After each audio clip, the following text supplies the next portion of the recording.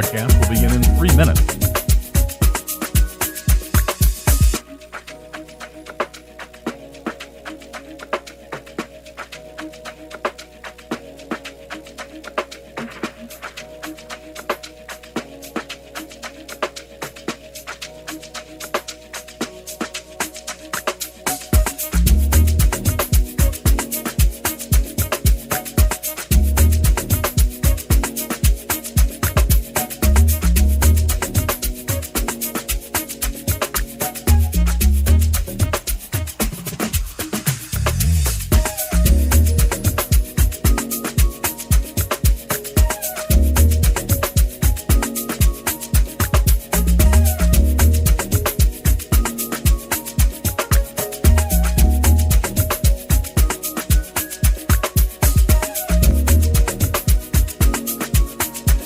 Fremont Moo broadcast will begin in 2 minutes.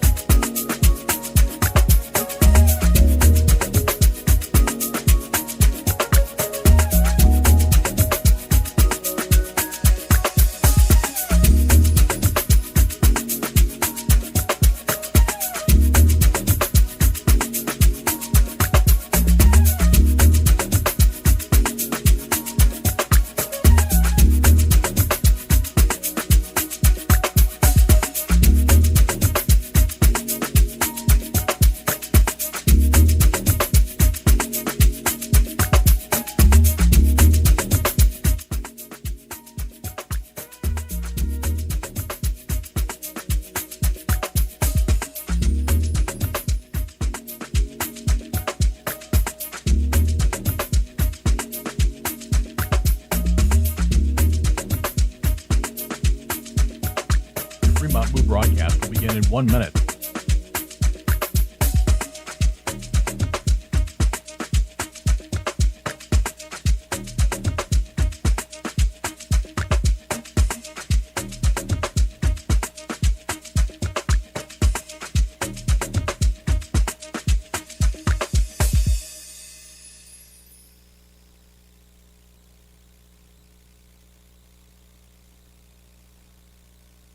Your Fremont Moo broadcast will begin in 30 seconds.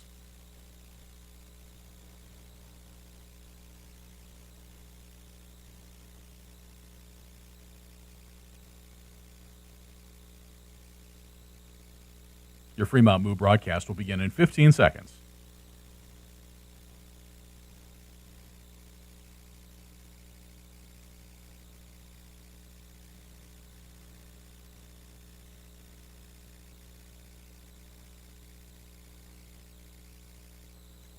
Fremont Moo baseball is on the air. 2-0 the count on Peterson. The pitch, he swings and pulls it in the left field for a base hit, and the Moo take the lead. Connor Peterson with an RBI single to left. The following is a presentation of the Fremont Moo Baseball Club. This broadcast is brought to you by Raising Cane's, Tommy's Express Car Wash, Buffalo Wild Wings, Extreme Outdoor Power, La Hacienda, Super 8 of Fremont, Windstar Bus Lines, Keels Barbershop, The Door, the Nebraska Lottery. Hack is set in the first pitch, and Heyman swings and hits this ball in the air to center field. Hits it well. It is back just left to straightaway center field, and it is going to be gone! Henry Heyman, a 2-run shot, and the Moo leads 7-0. Additional fine sponsors of Moo Baseball include Bloom Optical, Inspro, Your Fremont Hy-Vee, The Silver Dollar, Christensen Lumber, Lincoln Premium Poultry, We See Plumbing and Excavating, and the Dodge County Convention and Visitors Bureau. Tap to the right side. Peterson's got it. He will take it himself, and the Moo win it.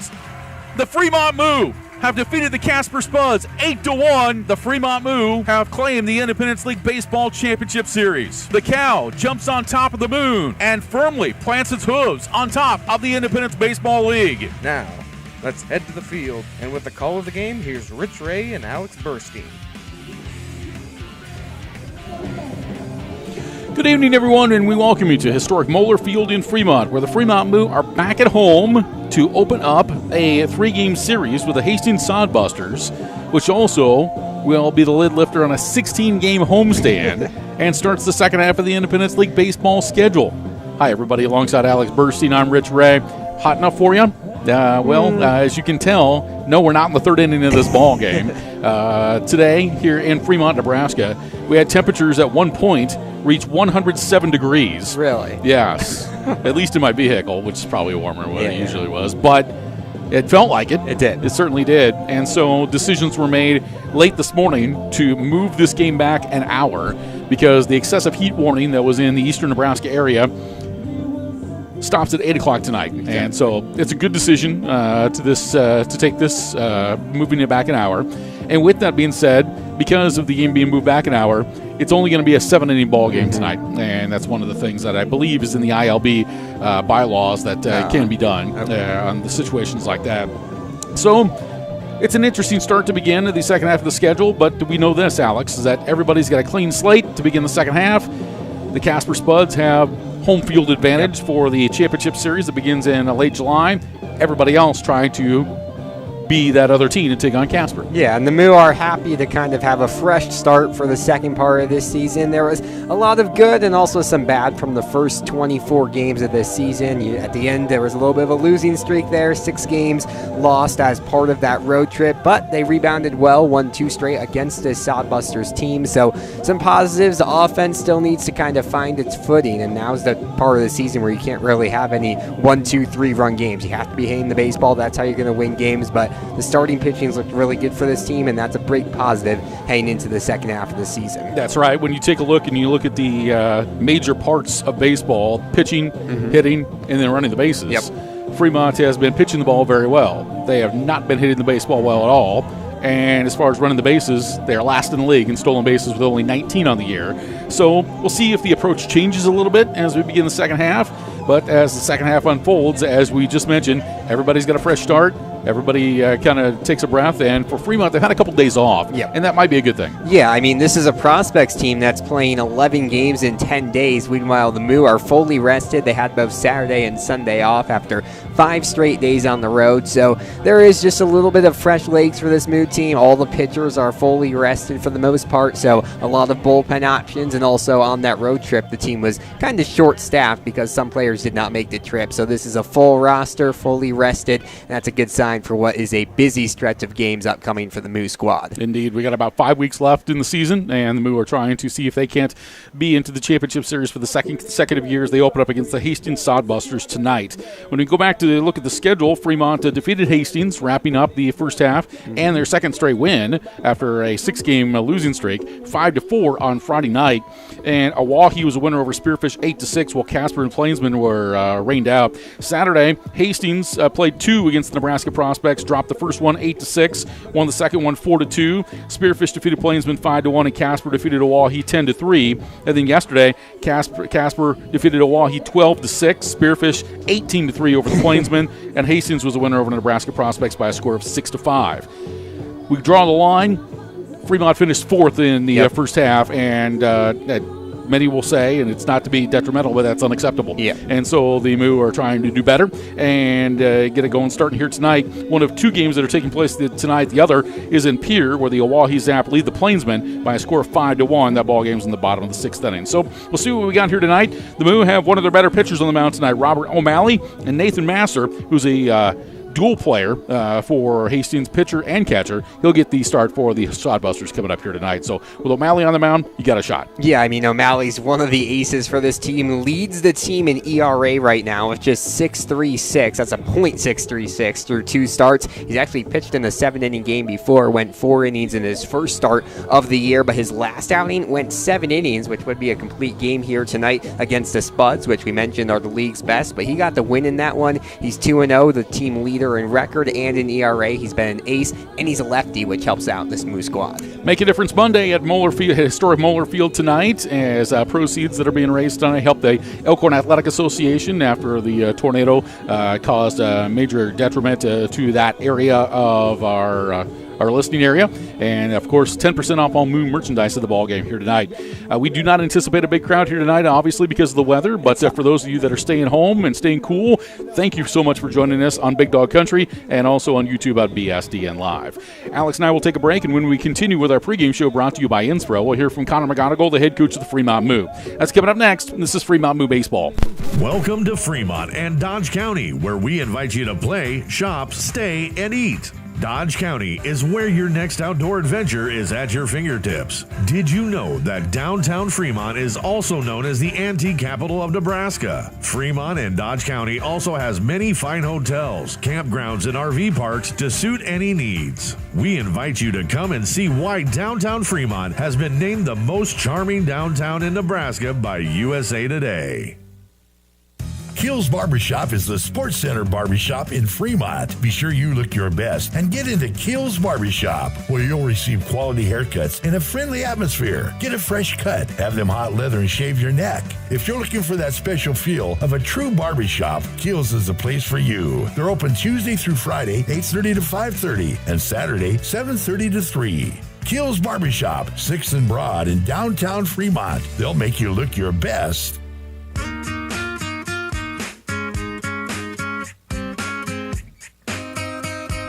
The Inspro Insurance pregame show continues with Connor McGonigal, head coach of the Fremont Moo. They open up the second half of the schedule. They have a big homestand. They started off with the Hastings Sodbusters tonight. Well, you got a couple wins to wrap up the road trip, which was good. A little bit of momentum going into the break. You think a couple days off helped everybody? I think so. I think it's always good to have that little mental reset. And then obviously going forward, we have a nice little stretch here with 7 in a row. And then we run into a little stretch where we have a couple off games in a row. So I think it's going to be important to get off on the right foot in these next 7 games, and then hopefully ride some momentum in a few of those off days as well. Back on Friday, some good things. You hit the ball well, a tight game, so you had some good relief pitching as well. It was good baseball. Yeah. I think we kind of showed both sides of ourselves. We showed that. But it shows what we can do if we have those big hits, because I know this offense is going to continue to get guys on base. It's just about driving those guys in. Now, when you get guys on base, talk about the approach as far as getting them over in a scoring position. And when you look at stats, you guys have stolen 19 bases this year, and that's at the bottom right now. Is that something you want to try to improve on? I think a little bit. I think just letting guys open up a little bit on the base paths. I mean, we have guys that we know can do it. We just want to remind guys to be aggressive, to find their pitch to run on. And then obviously we messed around with moving some runners over via the sacrifice bunt and hitting balls to the right side. I don't think that's going to be a problem. Like I said, I think it's just finding a way to get those guys around to score. The Heat moved us back an hour. Very good decision. I know the guys have been trying to get water in themselves all day long, right? Yeah, I mean, it's a hot one. It's definitely one of those days that's going to play a factor. Obviously, the safety of our guys is our number one priority, so we thought it was in their best interest to move it back a little bit. Obviously, hope that they've been hydrating all day, that we'll continue to hydrate throughout the game, and obviously monitor the way the guys are feeling. Clean slate as you begin the second half, so everybody's 0-0 coming into today for the second half of the schedule. So who starts for you? Yeah, we're going to have Robert O'Malley go. I mean, he's statistically been our best arm so far this year, so we wanted him to go out in game one of the second half. We know that they're going to give us a quality arm on the other side, so I think it'll be a fun night where runs might be at a premium. All right, Coach, good luck tonight. Thank you. That's Connor McGonigal, head coach of the Fremont Moo. More of the Inspro Insurance pregame show continues after a timeout. This is Fremont Moo Baseball. You can't help but notice the Made in America trend lately, and now that trend has reached the Fremont eyewear market with American-made luxury glasses from State Optical. I'm Dr. Steve Alcorn at Bloom Optical in Fremont. State Optical designs are different, not only because they're made in Chicago, but they're genuinely authentic, handcrafted designs with individual style. Come in and browse, see how they look on you. At Bloom Optical, where we care about your eye care, your eyewear, and most importantly, we care about you. Succeeding on your terms takes more than ambition, talent, and hard work. It takes a partner that's committed to helping you overcome all the complexities and challenges life throws at you. A partner that leverages the power of the world's largest risk management strategy and benefits firm and is a part of your world, too. A partner like Inspro, a Marsh McLennan agency. At Marsh McLennan Agency, they're built to help you meet the future without limits. See how they can help you thrive at marshmma.com.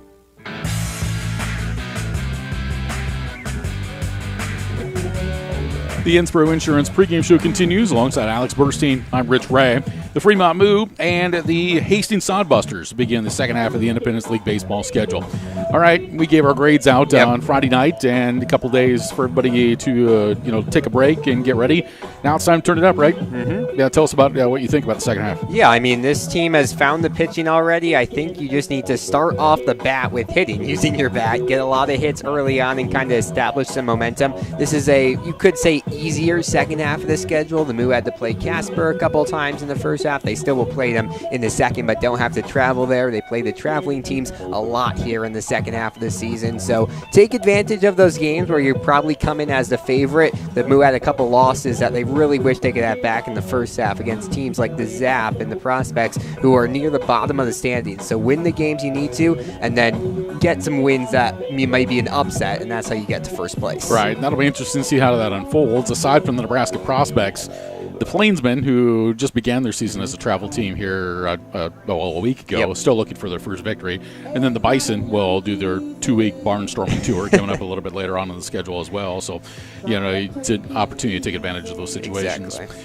Let's take a look at the weather for tonight's ball game. It's brought to you by the Dodge County Convention and Visitors Bureau as they welcome you back to historic Moeller Field in Fremont.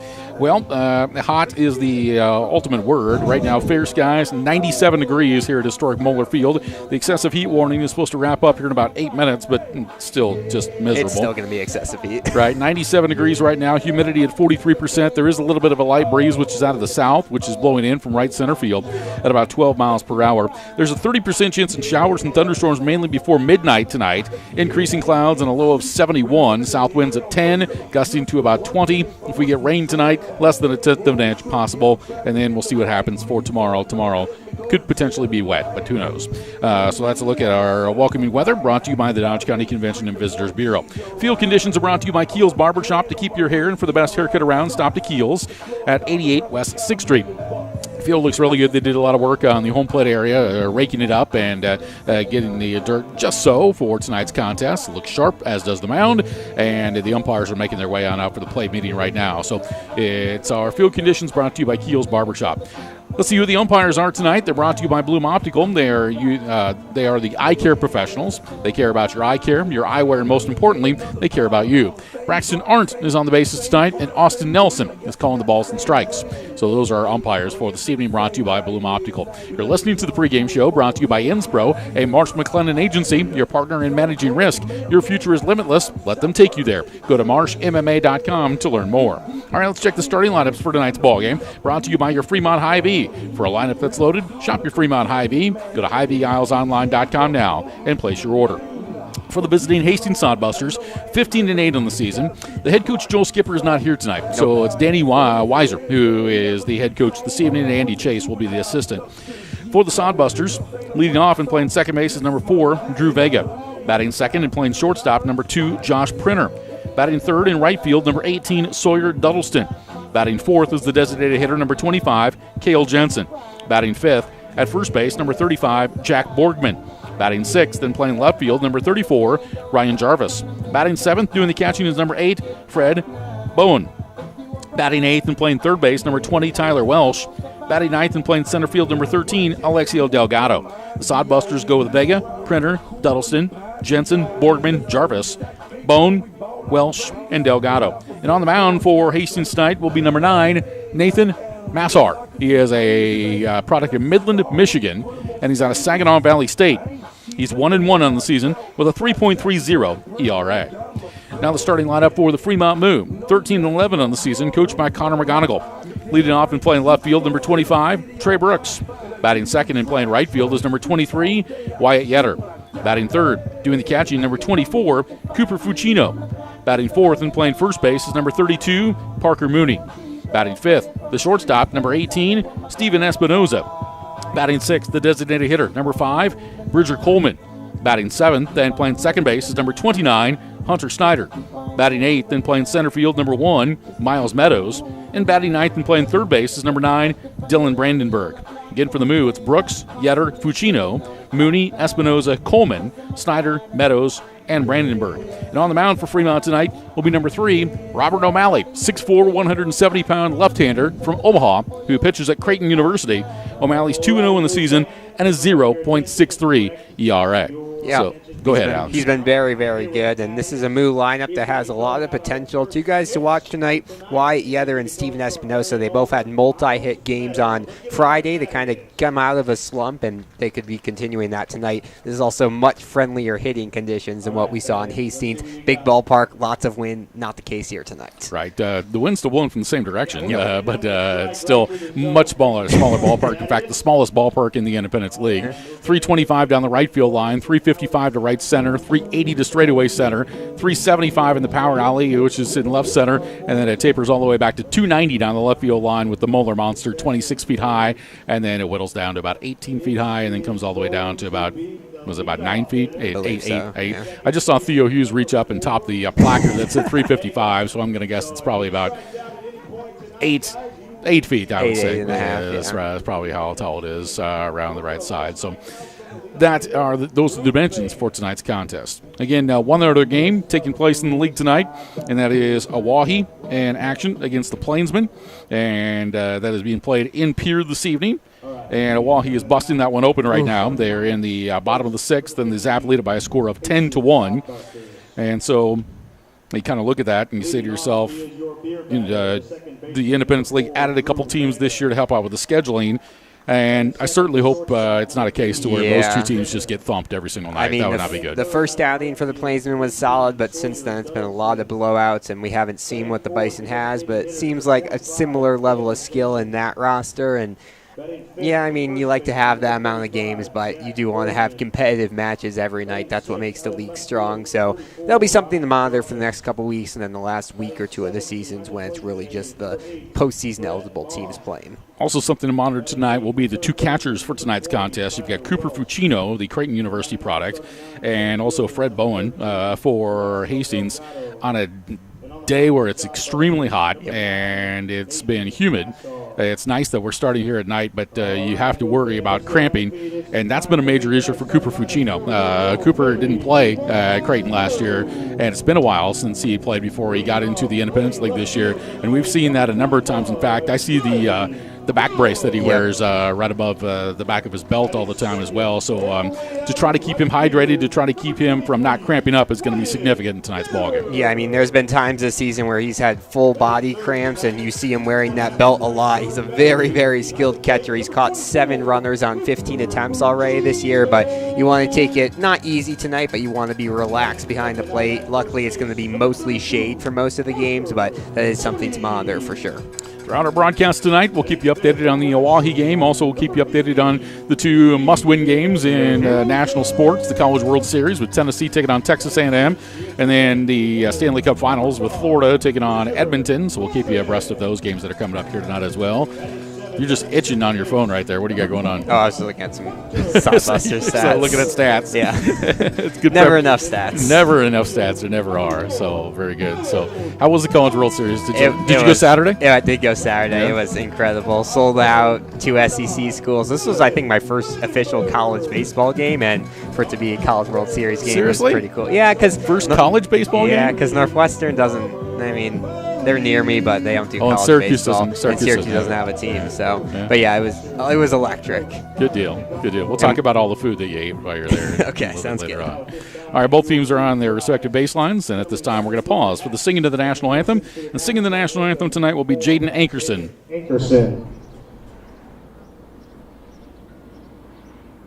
Oh, say, can you see by the dawn's early light what so proudly we hailed at the twilight's last gleaming, whose dark stripes and bright stars through the perilous fight o'er the ramparts we watched were so gallantly streaming, and the buckets again, the bombs bursting in air, gave proof through the night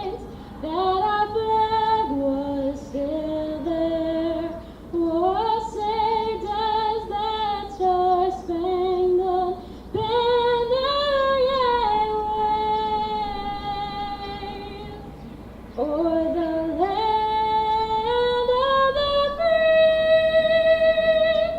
and the home of the brave. The national anthem, the Star Spangled Banner, performed by Jaden Ankerson. First pitch between the Moo and the Sodbusters is coming up next. This is Fremont Moo Baseball. You've already built something incredible. When you're ready to elevate your business even higher, you need a partner who can give you a platform for scale and even greater success. A partner with the strength and resources of the world's largest risk management, strategy, and benefits firm. A partner committed to building a network of accomplished brokers in your community. A partner like Inspro, a Marsh McLennan agency. See how they can help your business go further at marshmma.com. Fremont Hy-Vee is proud to sponsor local sports, and they know that you fans love your meat. Hy-Vee has all your favorites at the best prices right now. Hy-Vee Choice Reserve Steaks. Always low prices on your favorite flavor of brats. Boneless, skinless chicken breasts, chicken grillers, America's pork chops for the grill, and the best cuts of salmon and seafood. Shop online right now. Go to HyVeeIslesOnline.com and place that order. Your Fremont Hy-Vee. Proud to be a part of local sports.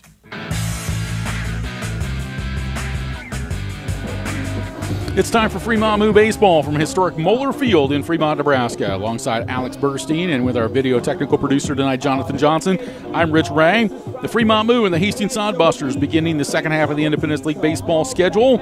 And Fremont opening up a 3-game series with the Sodbusters here at home and also a 16-game homestand. They won't be on the road again until July 16th when they play the Hastings Sodbusters out in Hastings for a 3-game series. The Moo only have 2 road trips left. They'll have 3 games at Hastings, 16th, 17th, and 18th. In the final week of the regular season, they'll go to Pierre to play Oahe for 1 and swing on up to Spearfish to play the Sasquatch 3 times to wrap up the regular season in the final weekend in July.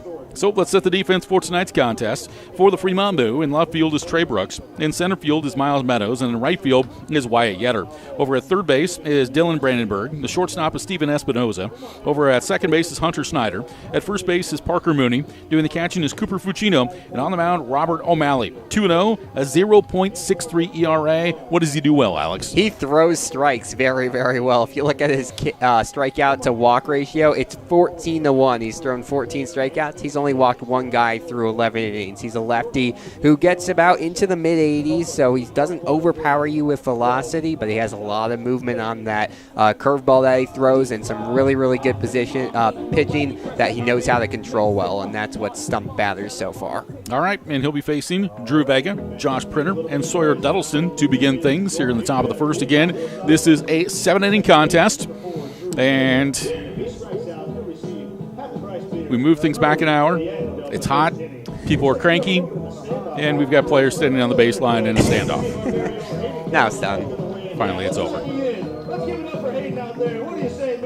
All right. Now we'll play some baseball. So here's Drew Vega, who will lead things off. Drew is batting .361. Yeah, he's got no home runs and 6 runs batted in. A Sodbuster team that's batting .240 on the year. They've hit 3 home runs in the first half and have driven 101 runs this season. First pitch from Robert O'Malley of the ballgame is outside for a ball, and it's 1 ball and no strike. Our first pitch brought to you by La Hacienda Mexican Restaurant. Our first pitch tonight is at 8:05 p.m. Fair skies, 97 degrees. Here's the 1-0. Swung on a foul back.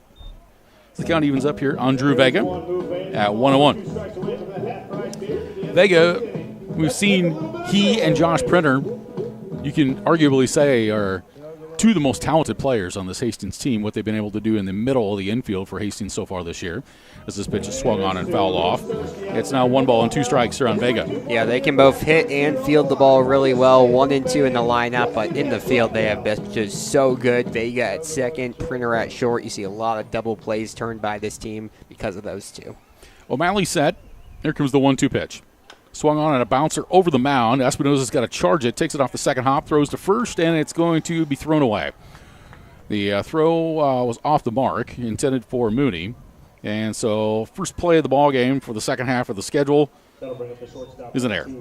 Yeah, not the start you want if you're the Moo. It's kind of reminiscent of the start of the season where they had a lot of errors in that series against the Zap, but you can turn it around quickly. Maybe a double play ball here from Printer. So here's Josh Printer stepping to the plate, the shortstop, batting .271. 1 homer and 9 runs batted in. The first pitch is foul back, and it's no balls and 1 strike. The Moo wearing their purple tops tonight, the orange lettering, white trim, white pants. Hastings with the green tops, the yellow lettering, white trim, gray pants. And the umpires are wearing black when it's 97 degrees out. Somebody talk to these guys. Here's the 0-1 pitch. Swung on and foul out of play to the right side. It is 0-2. I do know this, is that most umpires, if they have a game that's late like this one, they're going to wear black. They just will. Is there a reason? No. It's always kind of like you've noticed that the Moo starting pitcher picks what color they're going to wear jersey-wise. The 0-2 pitch. Swung on a miss for strike 3. So a good breaking ball from O'Malley, and there's 1 away. Yeah, excellent movement glove side there from O'Malley, and as a lefty, that's a very dangerous pitch against right-handed hitters and gets his first strikeout of the night. So to bring up Sawyer Duddleston to the plate, batting .370, no homers and 8 runs batted in. 1 out with a runner at first. We're in the top of the first inning. This is a 7-inning ball game because we started an hour back. But back to the point is that pitchers usually pick the jersey. Home plate umpire picks the color that they decide to wear. First pitch to Duddleston. Breaking ball. It's in there for a strike. No balls and 1 strike to Sawyer Duddleston. And they have the new ILB hats tonight for the first time. For the most part. Yeah. Yep, they look sharp. No balls and 1 strike here on Duddleston. Time called. Duddleston will step out of the batter's box here for a moment. Late arriving crowd it's understandable. They've all been staying in the air conditioning all day long. As long as possible. I know I did too. I tried to. Throw to first. The runner is going. Mooney will throw on down to second base. The tag is in time. Hunter Snyder able to apply the tag on Drew Vega. So Vega caught stealing as it goes 1-3-4 for the second out. Yeah, weird little dive there at the end from Vegas. Got Snyder confused there for a second, but does a good job sticking with the runner, and base is empty now. No balls and 1 strike on Duddleston. The pitch. It's a fastball, and it's in there for a strike. So Robert O'Malley is ahead in the count here. No balls and 2 strikes on Sawyer Duddleston, the right fielder. It's just what we expected him to do. Get into these pitchers' counts. O'Malley's 0-2 on the way. Breaking ball. Called strike 3 at the top of the zone for the final out of the inning. So Duddleston caught looking. A couple strikeouts for Robert O'Malley, and that's going to do it for Hastings in the top of the first. In the inning, there were no runs, no hits, there was 1 error, and nobody left. We played a half inning. Hastings nothing. Fremont coming up. This is Fremont Moo Baseball. La Hacienda Mexican Restaurant, your favorite family-owned restaurant, is offering their family taco pack special. Right now, feed the whole family with 12 tacos, rice, beans, chips, and salsa for only $38. Be sure to check the back of your Fremont Moo tickets for a Moveless discount at La Hacienda. You can get a family taco pack anytime. La Hacienda, 3140 Elk Lane. Call in your family taco pack at 402-721-9909 or order online at lahaciendafremont.com. They cater too.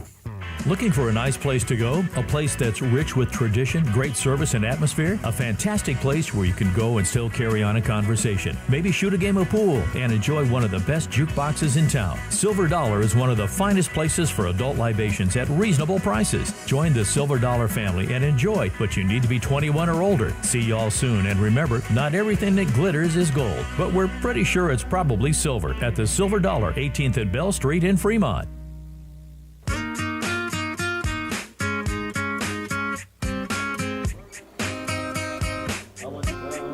1/2 inning done at historic Moeller Field in what is a 7-inning ball game tonight. And the Hastings Sodbusters and the Fremont Moo are scoreless. So let's set the defense for Hastings tonight. Out in left field is Ryan Jarvis. In center field is Alexio Delgado. And in right field is Sawyer Duddleston. Over at third base, Tyler Welsh. The shortstop is Josh Prenner. Drew Vegas at second. Jack Borgman is at first base. Fred Bone does the catching, and Nathan Massar is at the on the mound.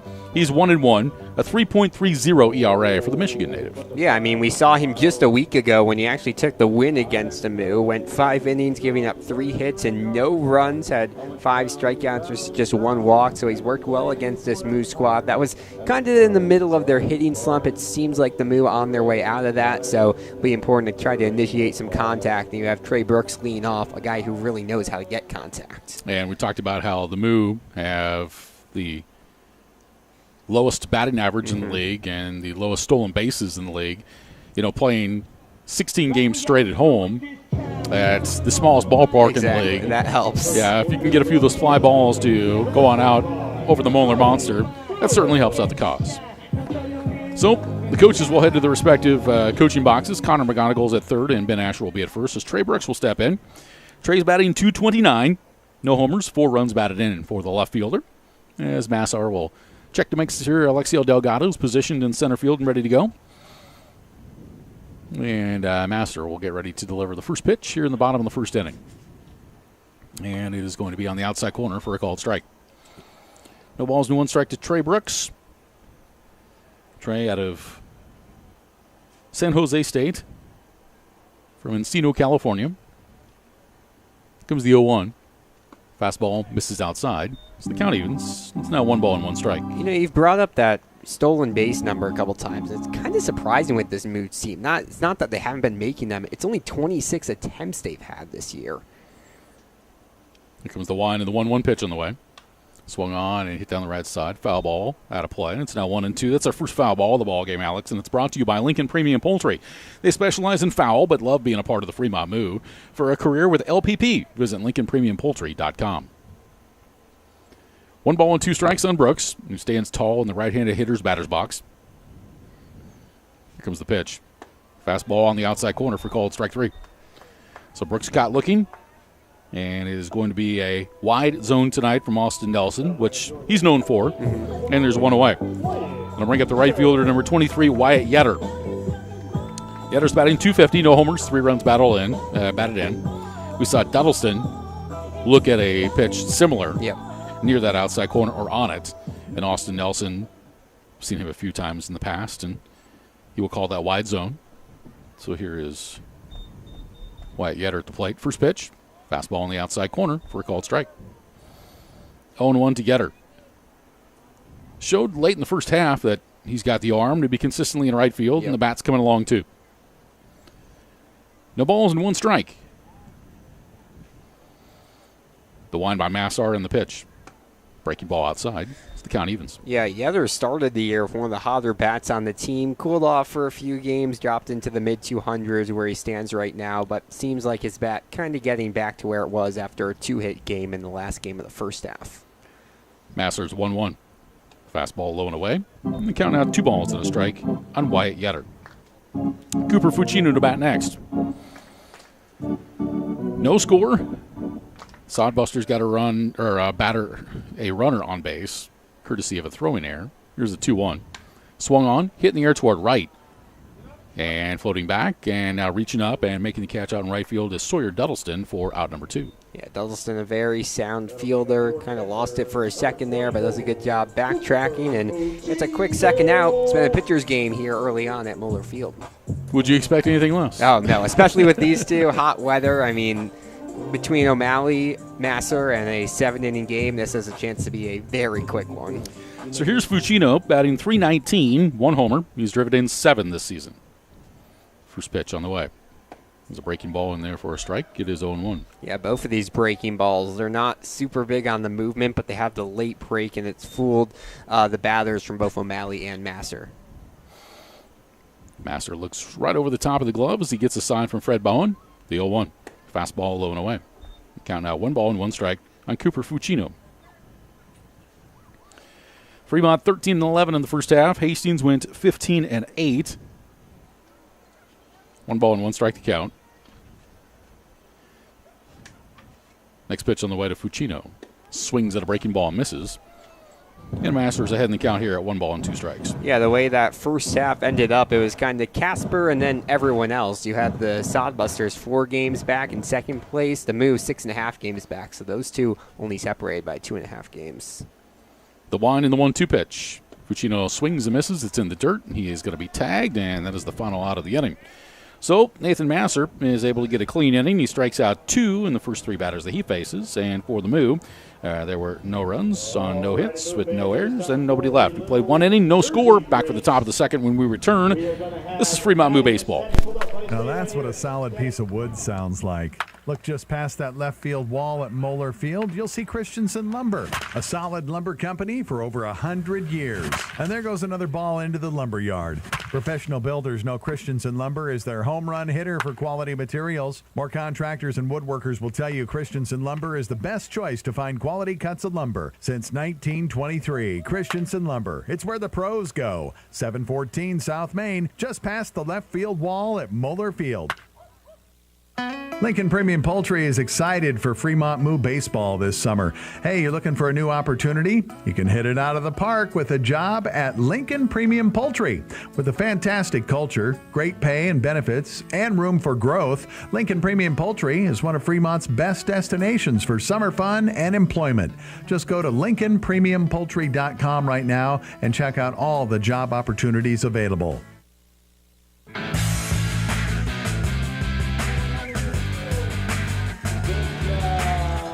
One inning complete from historic Moeller Field. No score between the Fremont Moo and the Hastings Sodbusters. Fremont Moo baseball is brought to you in part by the Dodge County Convention and Visitors Bureau.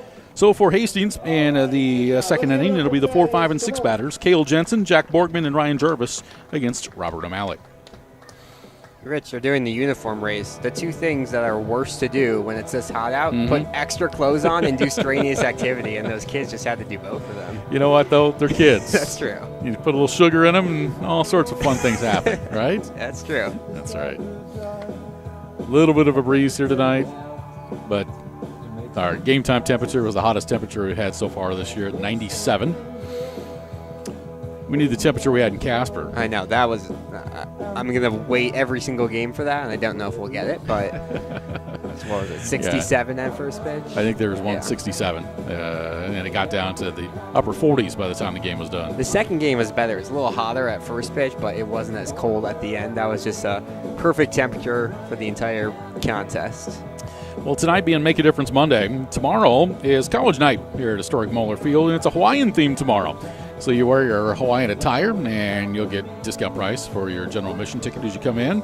And then also, with it being college night, there are specials on alcoholic beverages, and you get yourself a door cup, and you take it down to the door after the ball game, and you get $1 off your first draft beer, and then DJ Laser will be performing afterwards, coming up tomorrow night as well. So college night tomorrow night. Go online to get your tickets, FremontMoo.com. Cale Jensen will lead things off, the designated hitter, batting 129. No homers. He's driven in 4. When O'Malley's first pitch is popped in the air toward left field. Brooks looks up and now mosey to his right and then back. And he moved around a little bit, but then was able to haul it in for the first out of the inning. Yeah, at the end looked a little scared there. I think it was drifting a little further than he thought, but Brooks very lengthy out there in left field and is able to make the grab for out number 1, and O'Malley making quick work of this order. So Jack Borgman will come to the plate. First baseman, 175 batting average, no homers. He's driven in 7. The first pitch to Borgman is a breaking ball at the bottom of the zone for a called strike. It's interesting to see how Jensen, a lefty, would do against O'Malley, but we only get to see one pitch. Only 2 lefties in the lineup tonight. O'Malley's 0-1 on the way. Fastball, which is inside. And count evens. It's now 1 ball and 1 strike. 1-1 on Jack Borgman with Ryan Jarvis to bat next. Stretched by O'Malley and the 1-1. Breaking ball outside. The count goes to 2 balls and 1 strike now. Yeah, trying to chase that outside part of the plate a little too far there, but O'Malley knows his points to hit, and that's how he's got in 2 strikeouts already. 1 out, nobody on. Top of the second, no score. Here comes the 2-1. Nice breaking ball in there at the bottom of the zone for a strike. So the count evens 2-2 here on Jack Borgman. A good curveball, one of the prettiest pitches in baseball, and that's what O'Malley's had here. 2 balls, 2 strikes. Next pitch. Fastball, and it's tapped up the third base side foul, so we'll do it again at 2-2. One of the, I don't know, you can't really call it a disadvantage because by the time the season's all done, everybody's supposed to play their 52 games. But the Moo only played 24 in the first half. Yep. One of them got moved to the second half, and most of the other teams played more than that. And now with the Fremont trying to get the best overall record, if Casper would happen to win the second half, it makes it challenging as the 2-2 is bounced up the right side. Parker Mooney takes it and he steps on the bag for the second out. But to finish the thought is that the Moo have to take advantage of every opportunity they have in case Casper does win the second half. And then you have to have the best overall winning percentage of the next team remaining to make the championship series. And it's why on nights like these where your ace is pitching, so important to get some run support. So here's Ryan Jarvis at the plate. First pitch. Oh, low. I'm sorry for the ball. I'm sorry. No, you're good. I dipped my head. I'm sorry. 1 ball and no strikes there on Ryan Jarvis. Next offering by O'Malley. Fastball. Ooh, just missed the outside corner. Yeah, unlucky break there for O'Malley as that one looked to be on the outside part of the zone, but will just miss and a rare 2-0 count. O'Malley's next offering. Swing and a miss by Jarvis, and the count now 2-1. Ryan Jarvis batting .273, no home runs, 8 runs batted in. He's from Macomb, Michigan. He, like starting pitcher, and Nathan Massard, also from Saginaw Valley State. The 2-1. Swung on and fouled off to the left side, so the count evens. It's now 2-2. 2 balls and 2 strikes on Jack Borgman. No score. We're in the top of the second. Only thing up on the board is an error that was committed by the Moo in the first play of the game. Here's the 2-2. Fastball, a little bit low. As the count goes full, 3 balls and 2 strikes to Ryan Jarvis with Fred Bowen, the catcher, to bat next. Lights on a historic Moeller Field. The 3-2 on the way. Swung on and foul back, so it stays 3-2. I honestly do feel that all the fans stayed in their air conditioning in their cars until right around first pitch. That's a smart thing to do. Mm-hmm. I was in the air conditioning in the building as long as possible. That's intelligent. Yeah. Here comes the 3-2. Swung on and foul back. It's unique when you think about ball games and certain scenarios. I remember playing I think it was broadcasting a Legion game. It was in South Sioux City, Nebraska. Okay. And it was a day like today, and it was a district tournament game. And vehicles had air conditioning going, and people were sitting in those vehicles. And the kids would come off the field, and when they weren't batting, they went to the cars to cool off as Jarvis fouls off another one. So the count stays put here at 3 balls and 2 strikes. They would go into the vehicles, get towels that have been dipped in ice. Yep. They would put on their back. I think that might have been one of the hotter games I've experienced. Here's the 3-2. That's high for ball 4. So Ryan Jarvis will draw a 2-out walk, and that'll give the Sodbusters a base runner here in the second inning. And we'll continue things for the catcher, number 8, Fred Bond. Yeah, Jarvis did a really good job there battling back 3 straight curveballs to foul balls, and that's the advantage of being a lefty here against a lefty O'Malley. We haven't really seen anyone touch that curveball until him, and now he gets the walk.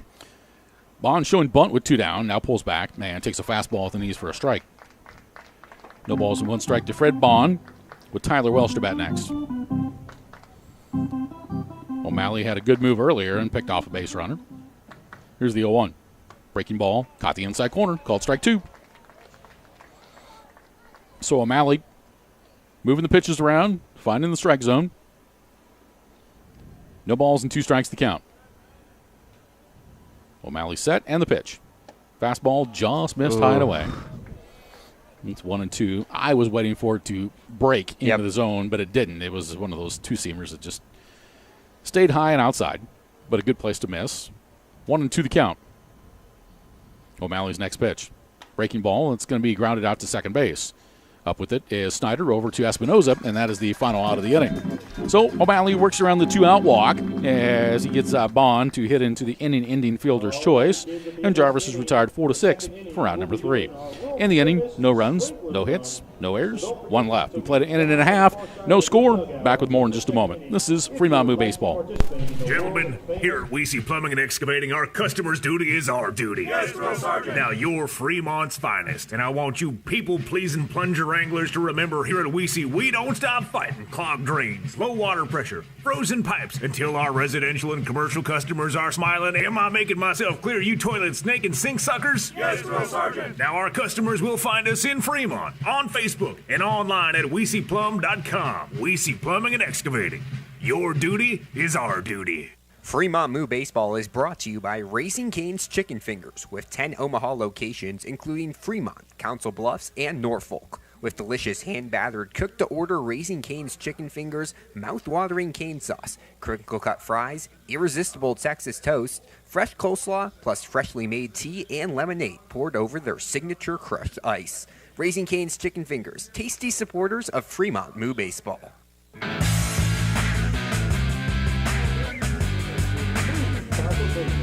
We go to the bottom of the second at historic Moeller Field. No score between the Fremont Moo and the Hastings Sodbusters. With Alex Burstein, I'm Rich Ray.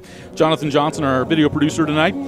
The Moo will send their 4, 5, and 6 batters to the plate against Nathan Massar. That'll be Parker Mooney, Steven Espinoza, and Bridger Coleman. Fremont Moo Baseball is brought to you in part by Keel's Barbershop. To keep your hair and for the best haircut around, stop into Keel's at 88 West 6th Street in Fremont. Got 3 Moo hitters here who can really swing the bat, but because they've been playing so many games at Duncan Field lately, haven't had any triples or home runs, but would not be surprised to see the tandem of Parker Mooney, Steven Espinoza, and Bridger Coleman produce some extra base hits tonight coming to the plate at the heart of the lineup. Again, if you're just joining us and wondering why we're only in the second inning, this ball game late this morning was determined to be moved back 1 hour to avoid most of the excessive heat warning that is in eastern Nebraska and wrapped up at the top of the hour. So, welcome to June. In Nebraska, well, you're from Chicago, so you know. Exactly. It's but the same. July is hot. But when you get to August, that's when you start to get the humidity. Yep. Dog days of summer. Oh, yes, indeed. So Nathan Massar wrapping up his warm-up tosses, and we'll see what Parker Mooney can do to begin things off here in the bottom of the second inning for Fremont. No runs, no hits, no errors for Hastings. No runs, no hits, 1 error for the Fremont Moo. And Parker Mooney, the Omaha product from Augustana, comes to the plate, batting .214, no homers, and he's driven in 3 so far this season. So Massar will go to work here in inning number 2. The wind in the first pitch. Fastball misses inside, ball 1. Yeah, Massar has some good speed on that fastball. It's initiated a lot of swings and misses, 2 strikeouts already for the right-hander. Comes the wind in the 1-0 on the way. Fastball bottom of the zone for a called strike.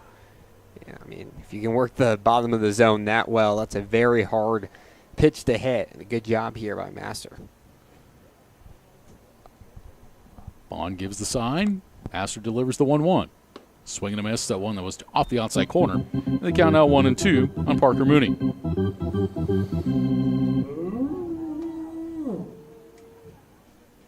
Massar ready to go back to work here on a 1-2 pitch. Breaking ball caught the outside corner for strike 3. So Parker Mooney caught looking. 3 strikeouts for Nathan Massar thus far, and there's 1 away here in the bottom of the second. Yeah, we've seen with Massar, he likes to start you off with some speed, see what he can get you to do with that, and then really close out these at-bats, especially against lefties with his curveball. And that's been the name of the game for both of the pitchers so far. So here's Steven Espinoza, the Moose shortstop. First pitch from Massar. Espinoza waves at a breaking ball, misses, no balls and 1 strike. 0-1 Espinoza, batting .235, 1 homer, and he's driven 11. 0-1 the count. Comes the wind in the pitch. Swung on and chopped foul. There's always been a great debate, and that is on whether it's more difficult to play in the heat or to play in the cold. And I've heard many, many times that in the heat, it's physically challenging. Here's the 0-2. Fastball outside, where to play in the cold is mentally challenging. That makes sense. And so both teams right now look physically trained. Here's the 1-2. Espinoza will tap it off the end of the bat, left of the mound, out to shortstop. Prenter's got it, fires over to first, and there are 2 away. So Espinoza grounds out to short for the second out, and that'll bring to the plate the designated hitter number 5, Bridger Coleman. I mean, especially if you're the Sodbusters, you have to take the 2.5 bus ride just to step out into 95, 100 degrees and now play 7 innings of baseball. And I think we're seeing more of the exhaust on the batters than the defense because these pitchers, they've looked good so far. Massar working with 2 down and nobody on base. First pitch to Bridger Coleman. Fastball outside for a ball. It's 1-0. Well, Bridger's folks have been on about a 2-week trip here. Yeah. I think I saw him here tonight. At least I thought I did. They made the trip to Casper and also to Hastings, the 1-0. Fastball on the outside corner for a strike. It's now 1-1. I think they were playing one of the games at Hastings. One of the inning between inning promotions. Yep. 1 ball and 1 strike here to Bridger Coleman. Masters wind and pitch. And that one sailed over Coleman's head to the backstop. That one got away from Masser, and it's now 2 balls and a strike. Yeah, and we're going to have to monitor that. We've seen Rosenbags on a couple games this season and would not be surprised to see one on the mound tonight with just how hot it's going to be and how sweaty these baseballs are going to get. As long as we don't have an Edwin Diaz situation like we had last night. If you watch the Mets and the Cubs, the 2-1. Fastball misses outside. The count now 3 balls and a strike. 3-1 count. Yep. Yep, Edwin Diaz did some cheating last night coming in the ball game for the Mets. The 3-1. Fastball outside corner at the knees for strike 2. So it's now 3-2. Yep, Coleman thought he had that one. Tossed his bat towards the home dugout, but will go and pick it up. Still needing one more ball here. So Masser getting ready to go back to work because the count has been pushed full. And here comes the 3-2 pitch. Coleman swings and misses for strike 3, and that will end the inning. So 2 more strikeouts for Nathan Masser. He's got 4 total, and he has faced the minimum. And the Moo retired in order in the second. 3 up and 3 down. We played 2, no score. Alex Burstein will come back and produce some runs for us when we return. This is Fremont Moo Baseball. Hi, Sean Callahan here for Tommy's Express Car Wash on East 23rd in Fremont. Have you given the Unlimited Tommy Club a try? Just download the Tommy's Express app, and guess what? When you download it now, you get your first month free. That's the Tommy Club, keeping your car clean every day. Wash as many times as you want each month. The Tommy Club starts at just $24.99 per month. Sign up today at Tommy's Express Car Wash in Fremont. Buffalo Wild Wings is your headquarters for great food, cold drinks, and is the place to sit and watch the game. Wings, tenders, burgers, sandwiches, and wraps, tacos, and more. Get to try one of B-Dub's fantastic sauces. B-Dub's takeout and delivery is now Buffalo Wild Wings Go. For a limited time, add a 6 count of traditional or boneless wings and get them for free using promo code GOWINGS on all orders of $10 or more. Located at 1220 East 23rd Street, Suite 300 in Fremont. Buffalo Wild Wings. Wings, beer, sports.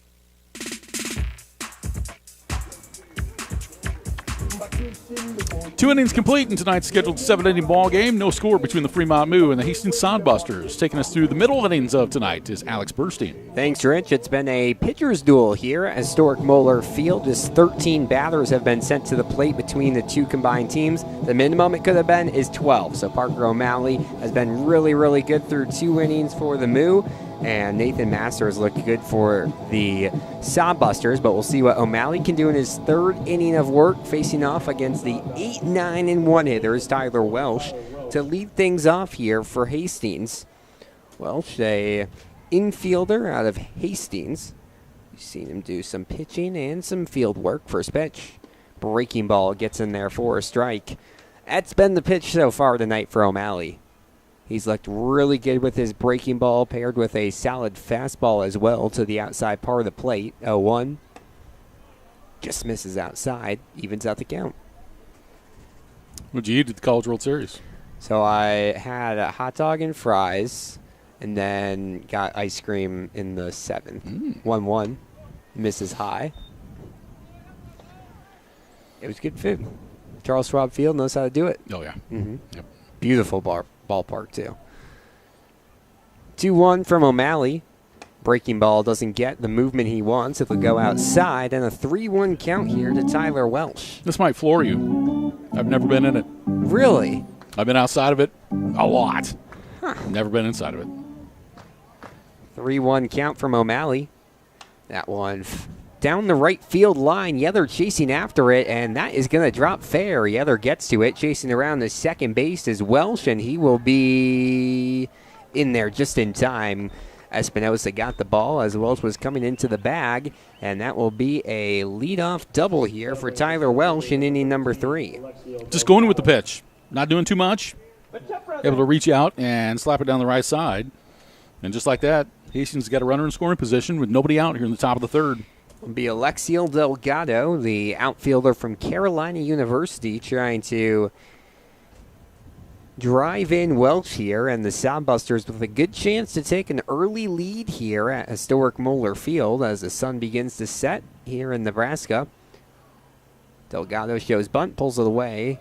The pitch is in the dirt and a 1-0 count. Good job by Fucino to block that pitch. as it was a wild fastball down and in, and Cooper got leather on it. Parker Mooney trying to take away the bunt here, and close enough that he could whisper to Delgado. He's well inside the cutoff. O'Malley gets set for the 1-0 high late kick. Here's the pitch. Breaking ball gets in there for a strike. So you've never been inside? Nope, haven't. You've been to Rosenblatt, I'm guessing, before? I used to go Yes. to Rosenblatt all the time. All the time. Yep. 1-1 pitch from O'Malley. Delgado shows bunt again, pulls it away, and this one's going to be chopped towards third. Brandenburg gets it, throws to first just in time, and the runner will not advance.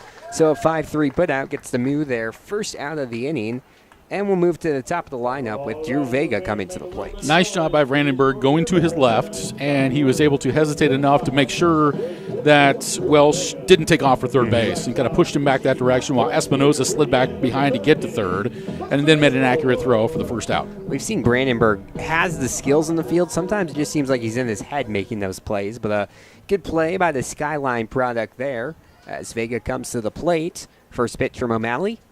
It's going to be fouled back on a breaking ball. 0-1 the count. I say this in jest because we love him so much. There's a lot going on in Dalen Brandenburg's head. We learned it on the week-long road trip. That boy likes to talk. Yes. Possibly more than any of the other players. That's exactly right. O'Malley, It's a good thing. It is a good thing. 0-1. Bunt pulled back, and fastball just misses. We'll even have to count at 1-1. Need some energy. It's summer ball. That's right, exactly. Especially on a day like today. And, bring up a good point. Day like today, you need somebody that's communicating out on the field, talking it up.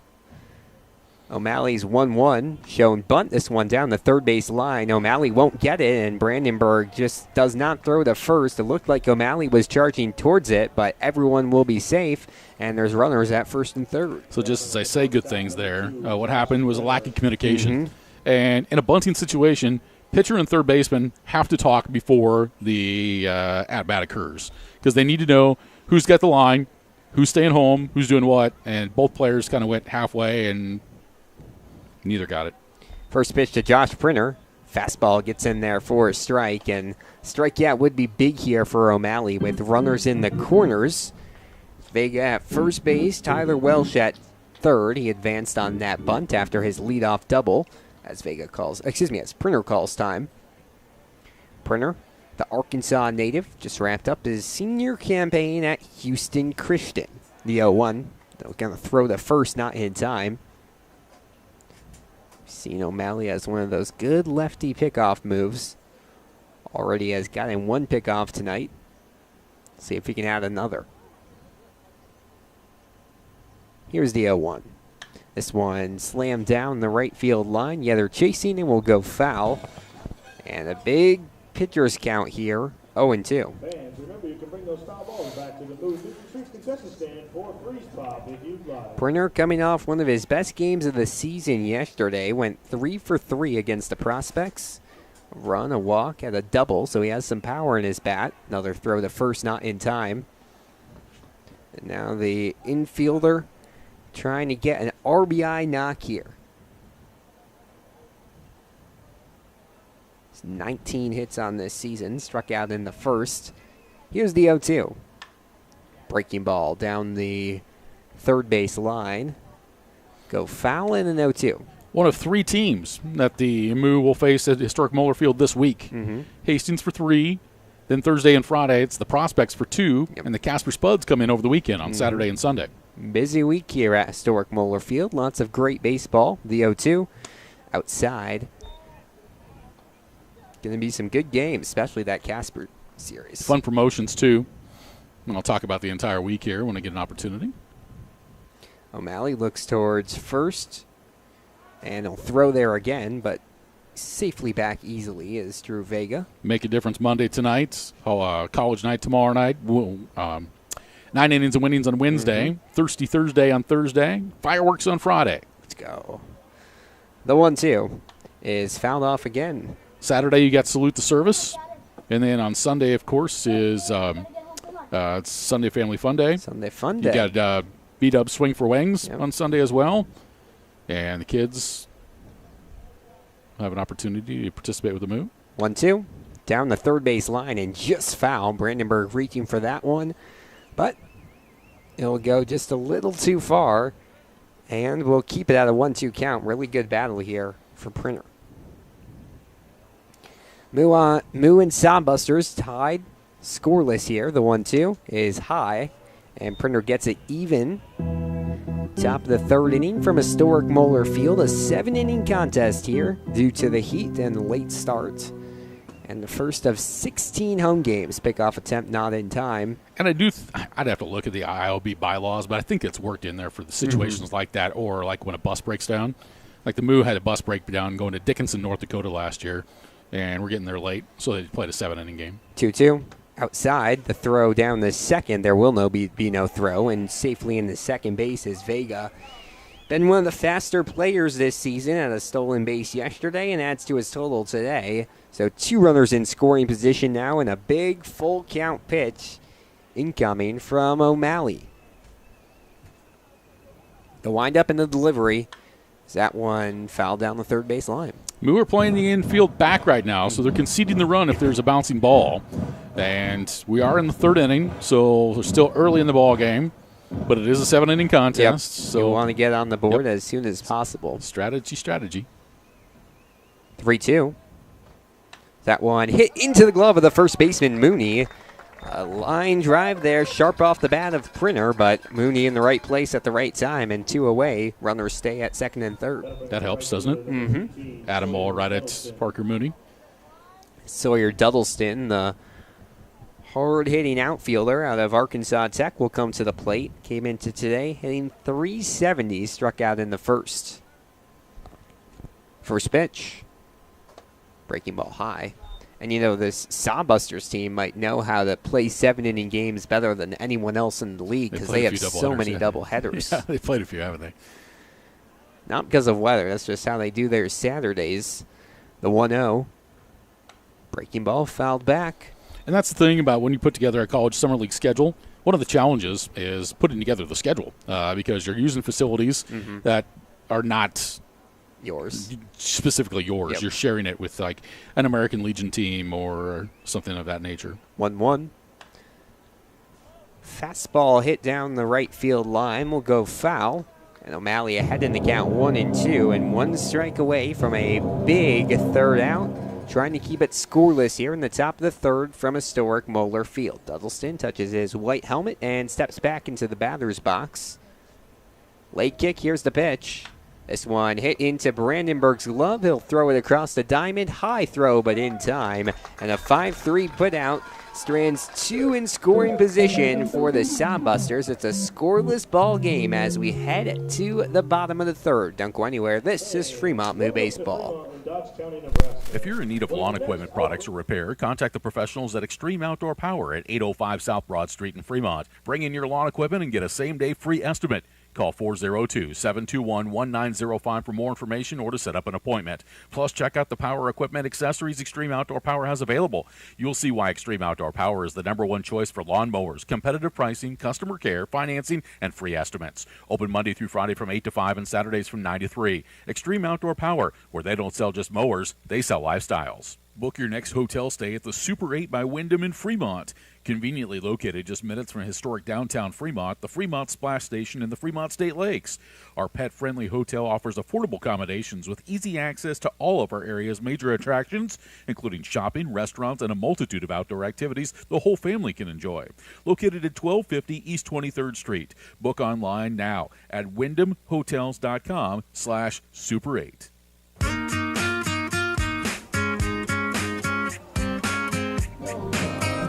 Scoreless ball game as we move to the home half of the third here at historic Moeller Field. Game 1 of a 3-game set between the Hastings Sodbusters and the Fremont Moo. Nathan Master has been nothing short of perfect. 6 up, 6 down on the mound with 4 strikeouts. Fremont Moo Baseball brought to you in part by Bloom Optical. They are the eye care professionals. They care about your eye care, your eyewear, but most importantly, they care about you.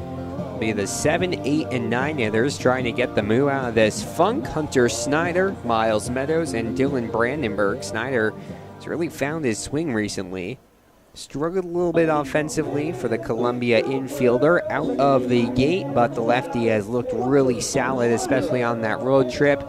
Came in as a defensive replacement on Friday. Got a hit, had a few multi-hit games earlier in the trip.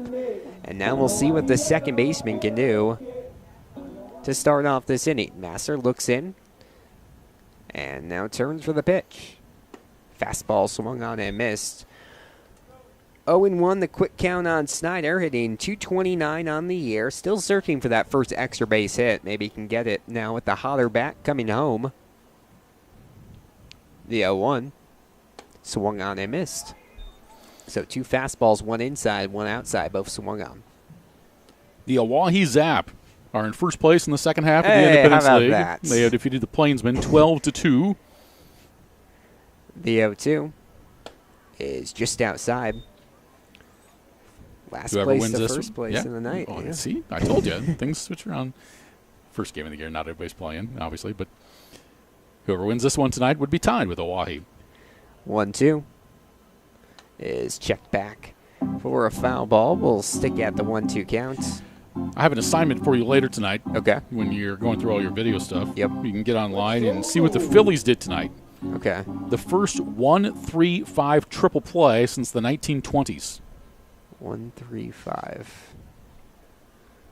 1-2 misses outside, so pitcher to first base to third base. Pitcher first to third. So I'm guessing the pitcher caught it, threw it at first, runner tagged at second, went to third, and they got him with the tag? I haven't seen it. Oh, you haven't seen it? No, I either. haven't seen it. Okay, I see. 2-2. Breaking ball. Check swing, doesn't matter. Reese was in the zone, and that will be a strikeout here, the 5th of the night for Nathan Masser, and one away here quickly in the third. Yeah, Masser's pounding the zone is what he's doing right now, and we saw Robert O'Malley do that earlier, but Hastings able to touch Robert for a couple of hits last inning and see if the Moo can find a way with 1 down to maybe get a hit or 2 and get something rolling. Miles Meadows in the 8 hole tonight. Well, get ready for the first pitch from Masser. This one hammered towards center field. Chasing in is Delgado, who will easily make the grab. So just takes 1 pitch to retire Meadows here. And now 8 up, 8 down for the Moo. And Dylan Brandenburg coming to the plate. I'm guessing it was a runners of the corners or bases loaded situation where the ball got lined back to the pitcher. He threw to first to double him off and then back on over to third to complete the triple play. Yeah. But again, haven't seen it yet, but I just saw the social media message that came across. When did you say the last time that happened to us? 1929. Whew. First pitch to Brandenburg. Breaking ball swung on and missed. A lot of movement there on that pitch from Masser. Gets Brandenburg swinging. So it is true when you hear the statement that every time you go to the baseball park, see something you're new. going to see something new. 0-1 the count on the third baseman. The pitch. Fastball gets in there for a strike, and the Moo down to their last strike of the inning. Scoreless ball game here from Moeller Field between the Sodbusters and the Moo. 2 away in the bottom of the third. Masser. Here's the delivery and the pitch. Swung on and missed, strike 3. 2 breaking balls, swing the misses from Brandenburg. And he strikes out on 3 pitches here. That's now 6 on the day for Nathan Masser. The Moo and the Sodbusters scoreless as we head to the 4th. Don't go anywhere. This is Fremont Moo Baseball. Windstar Lines is a family-owned and operated charter bus company that has been serving customers nationwide since 1995. With 12 hubs across the U.S. and a varied fleet including minibuses, motor coaches, sleeper buses, and double-decker motor coaches, we are able to accommodate any size group, large or small, to any destination near or far. With almost 30 years in the travel and tourism industry, our reputation for superior safety, impeccable equipment, and unparalleled customer service makes us the right choice for your group transportation needs. Now hiring full and part-time drivers. Trust your heart to the team at Methodist for expert cardiac care that makes a life-changing difference.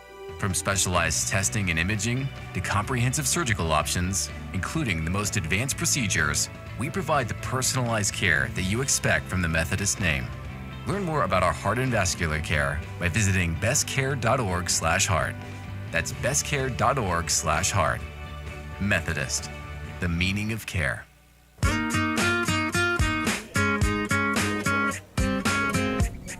A lot of defense here at historic Moeller Field. It's a scoreless ball game as we move to the top of the fourth between the Sodbusters and the Moo. First game of the second half here in the 2024 Independence League season, and Parker O'Malley will try to keep things going. Battled a little bit there in the third, gave up a double and a single. There was two runners in scoring position. They ends up getting a line out and a ground out to get out of the inning. And now we'll face off against the heart of the lineup, 4, 5, and 6 hitters. Cale Jensen, the left-hander out of Northeast Community College, will come. We got kids running all over the field here. Nope. It's like when they say herding cats. Yep. That's about right. Well, the field will be cleared out, and now O'Malley ready for his first pitch. Breaking ball, check swing, and just got the inside of the bat there from Jensen. Looks like he felt the sting in his batting gloves, but he'll go down in the count 0-1. The pitch. Fastball gets in there for a strike. You know, I was thinking about this in Hastings. Cale Jensen might be the first player I've ever broadcasted who shares the name with a vegetable. This one hit down the first base line and will just go foul. The 0-2 count. I can't think of any other vegetables that would work as a name either. Oh, I'm going to find it. An 0-2 count on Cale here as O'Malley kicks his leg. The pitch. Breaking ball. Fouled back and 0-2 count. Oh, I've got some for you. Alex. Okay. You brought up a good one here. The 0-2 count from O'Malley. This one swung on and missed. Fastball to the outside part of the plate. And another strikeout here from O'Malley, his third of the day. And it will bring up the 5-hitter, Jack Borgman. You ready? Yes, I am ready. Played for the Boston Red Sox, Jim Rice. Okay. 74-89. First pitch. Breaking ball just misses low. And a 1-0 count. This one's kind of a stretch. But for the Oakland A's, Coco Crisp. Okay. Yeah. Maybe. Yeah. He was recent, too. Yeah. The 1-0. Breaking ball low, so a little bit of struggle finding the zone here early against Jack Borgman, the first baseman. How about Darryl Strawberry? Yep, that's a good one.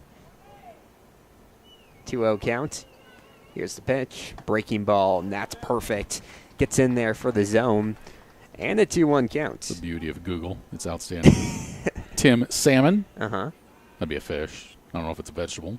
2-1. Another breaking ball, and that's in there for a strike zone. So O'Malley's gone with varying levels of curveballs here for the first 4 pitches, and he finds himself at a 2-2 count. Here's the pitch. Breaking ball just misses outside.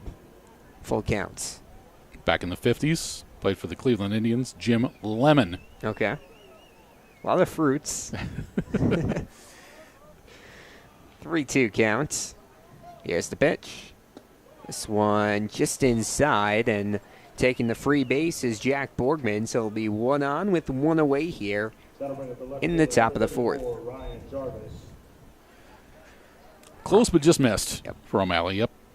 Ryan Jarvis, the Saginaw Valley State product, comes to the plate. First pitch to the lefty. Breaks in there for a strike on the outside part of the zone. 0-1 the counts. Kind of opened it up to foods here. But Cookie Rojas. Okay. Yeah. O'Malley breaks the pitch low, and a 1-1 count. Has an eye on that runner at first base. Has had a lot of pickoff attempts tonight, one of which has been successful. Scoreless game here in the top of the fourth. Here's the 1-1. This one hit towards the second base gap. Snyder gets to it quickly. High throw, and off the bag is Mooney, and Snyder kind of floated that one over the first base, and Mooney just had to get off the bag to get it. Tough play, but a better throw gets him. Mm-hmm.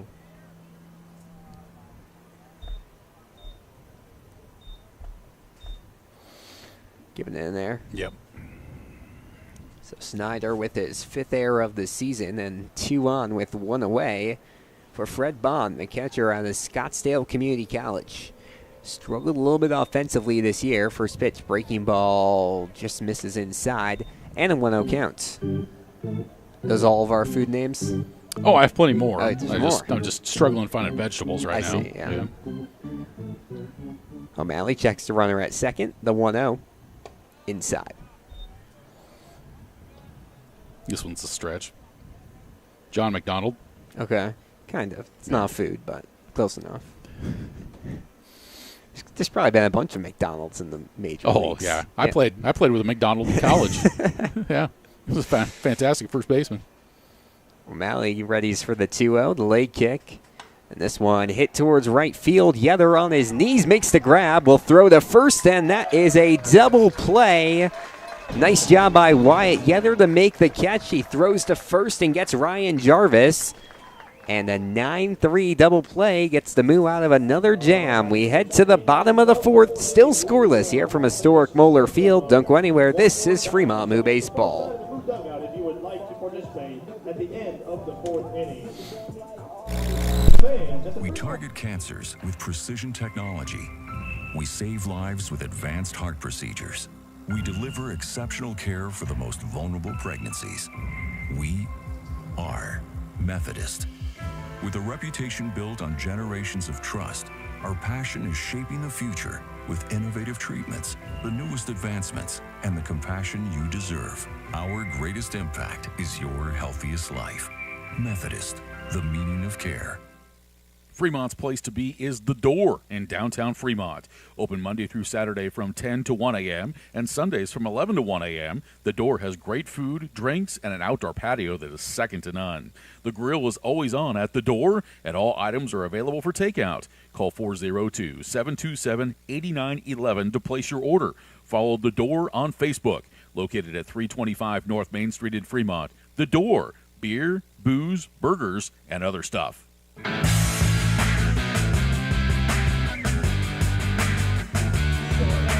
A double play by the Moo keeps us at a scoreless game as we move to the home half of the fourth.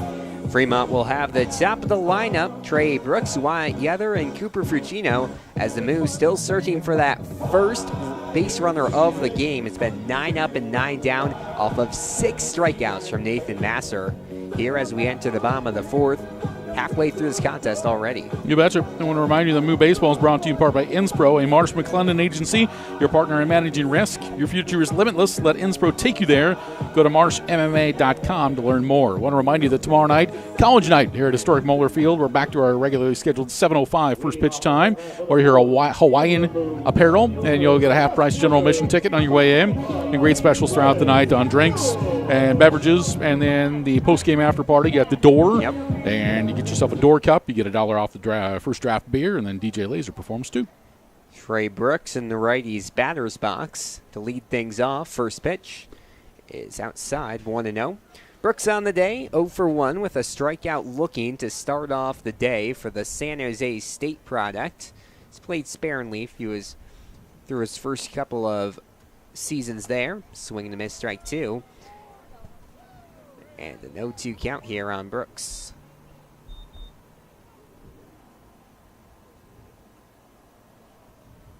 Masser looks in. Here's the pitch. Swung on and missed. And strike 2 on Trey Brooks.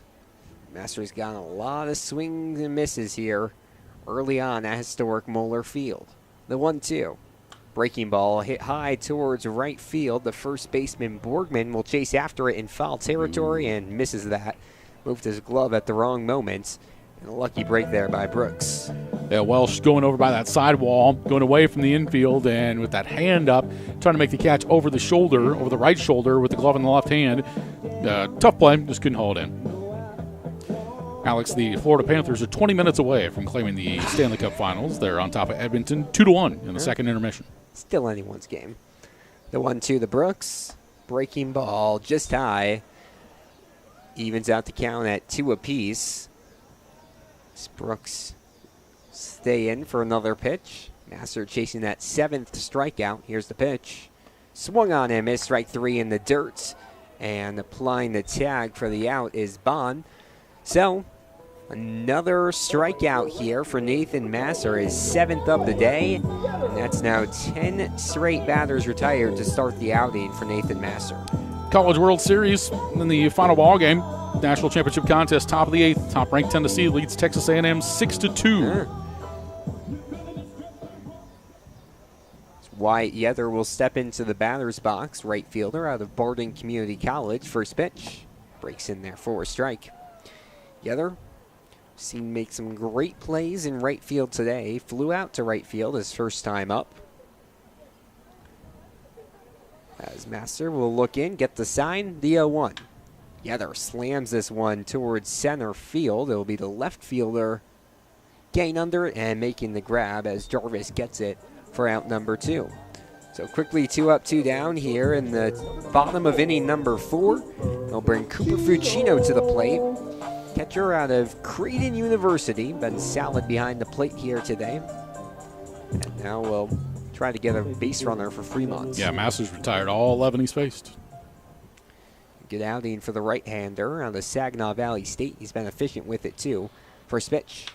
Fucino bounces one towards third and past Welsh for a 2-out single, and the perfect game broken up here as Fucino gets his first hit of the night. Yep, when you see a pitcher pounding the strike zone, what's the best thing to do? You see one that's middle in, go after it. And Cooper turned on it. First hit of the night for the Moo. Let's see if it carries over to something productive. Parker Mooney to the plate. First baseman out of Augustana. He's had some nice plays in the field, up and with a double play. Also a liner straight into his glove a couple innings back. First pitch to the lefty is inside.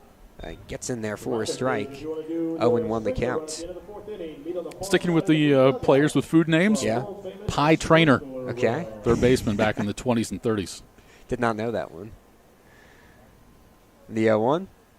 Inside again, and we'll get the strike again. So Mooney, a lefty, standing close to the plate, and he's had no chance at these first 2 inside fastballs. The Moo with 1 strike left this inning. Masser toes the rubber. Here's the pitch. Mooney turned on that one down the first base line, but goes foul. It's the type of pitch that could advance Fucino all the way to third base from first if it stays fair. But we'll do the 0-2 again. Masser with a few glances towards Fucino at first. Here's the pitch. Mooney will just get a little bit of contact. Keep it at a 0-2 count. How about seasonings? You want to work on seasonings with names? How Salt. about Jared Saltalamacchia? Salty, as he was named by his Red Sox teammates. Then, of course, designated hitter, Chili Davis. Uh-huh. Yeah. 0-2. Pitch is low.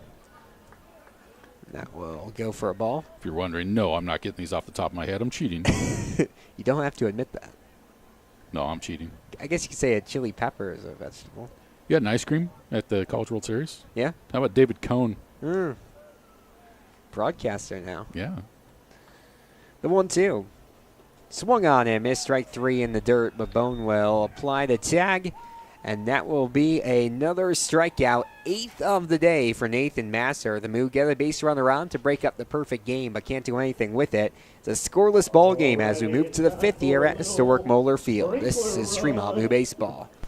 Find your purpose with work that matters. Methodist is hiring for clinical and non-clinical positions throughout our health system. Join a team that's making a difference and take advantage of a range of benefits like medical, vision and dental, flexible scheduling, and tuition assistance. To find all of our opportunities and apply online, go to bestcare.org/jobs. That's bestcare.org/jobs. Methodist, the meaning of care.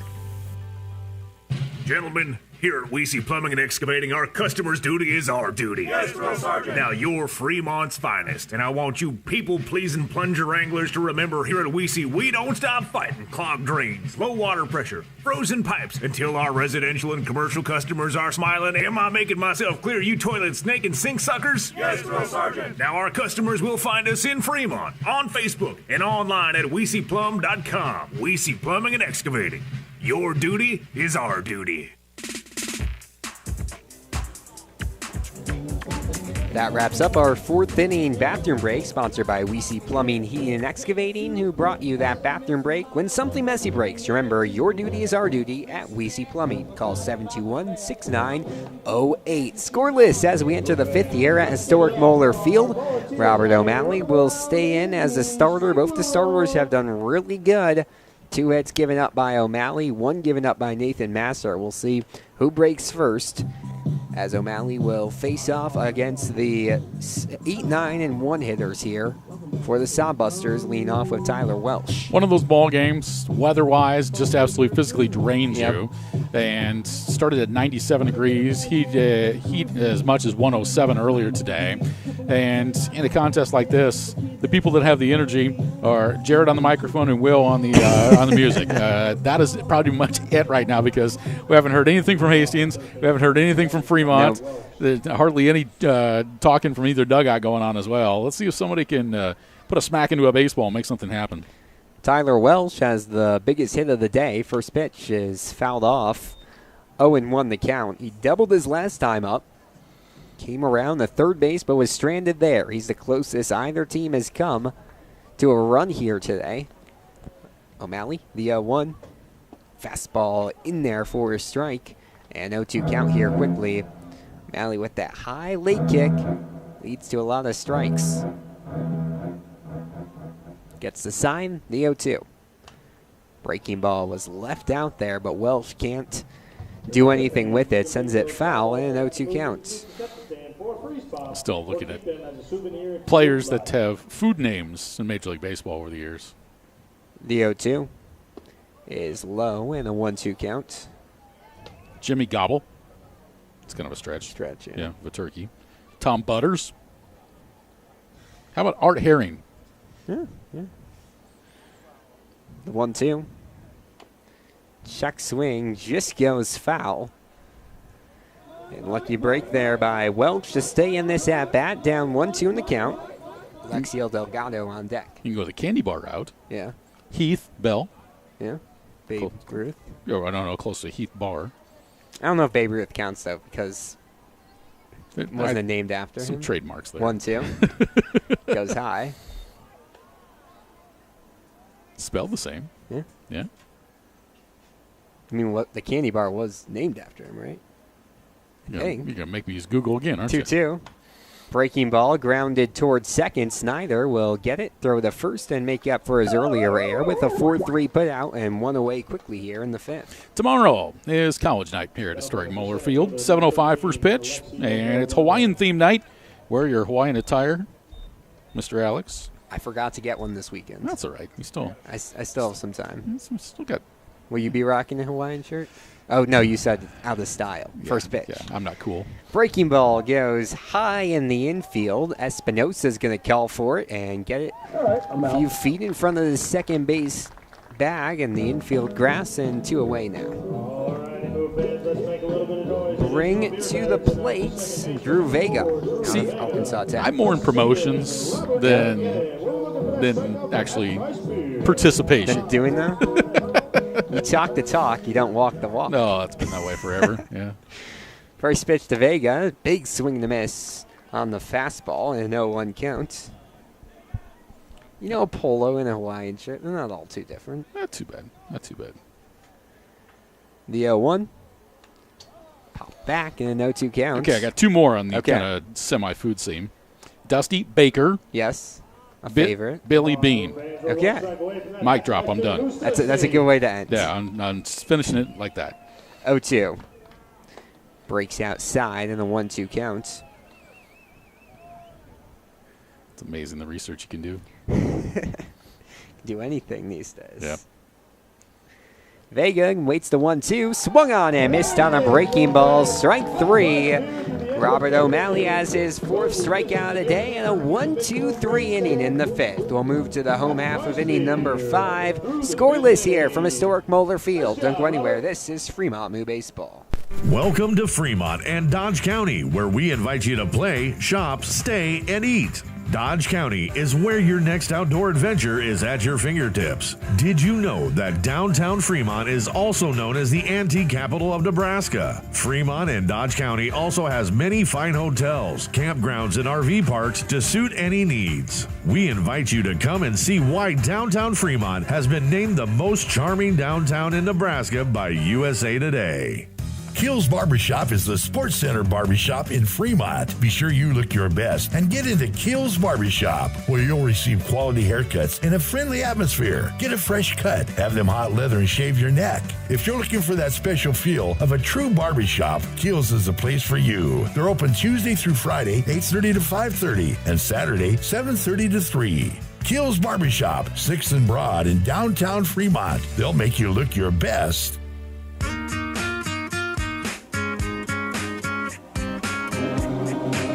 Scoreless ball game on a hot night at historic Moeller Field as we move to the bottom of the fifth here between the Hastings Sodbusters and the Fremont Moo.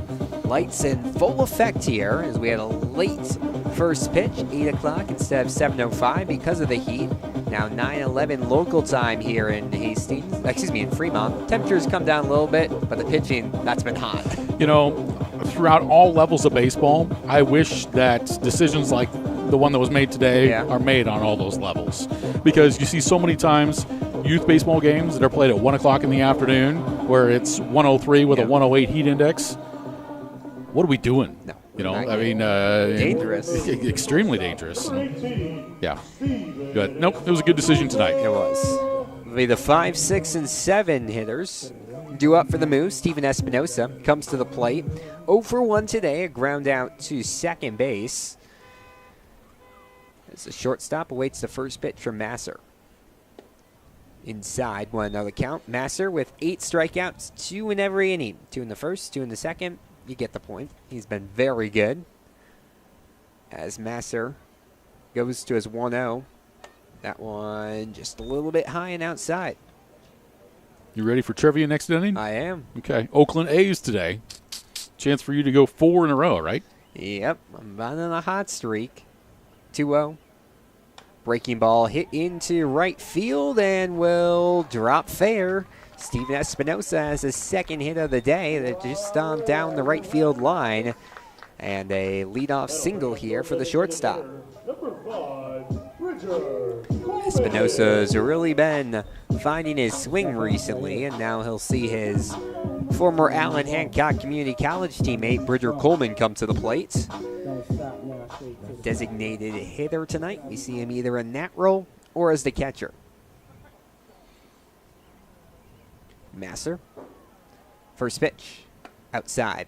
So we're seeing our first control issues of the night for Masser. He entered this inning with 50 pitches and not finding the strike zone as consistently as we saw him do early on. It's not like he's been all over the place. No. I mean, he's just missing off the corner a little bit. But with as precise as he was earlier, exactly, you're right. Just a touch off. Hunter Snyder awaits on deck. Pitch outside to throw down the first, not in time. Getting down on his knees is Borgman to make sure that doesn't go in the outfield. And a 2-0 count now on Coleman. Saw Coleman go 1 for 4 against Hastings in the last series. 2-0 the count. Swings the bat, and here's the pitch. This one swung on and missed. Strike 1. Coleman, one of 4 Moo players with home runs on the season. Hit here at Moeller Park. No player has gone around the bases more than once.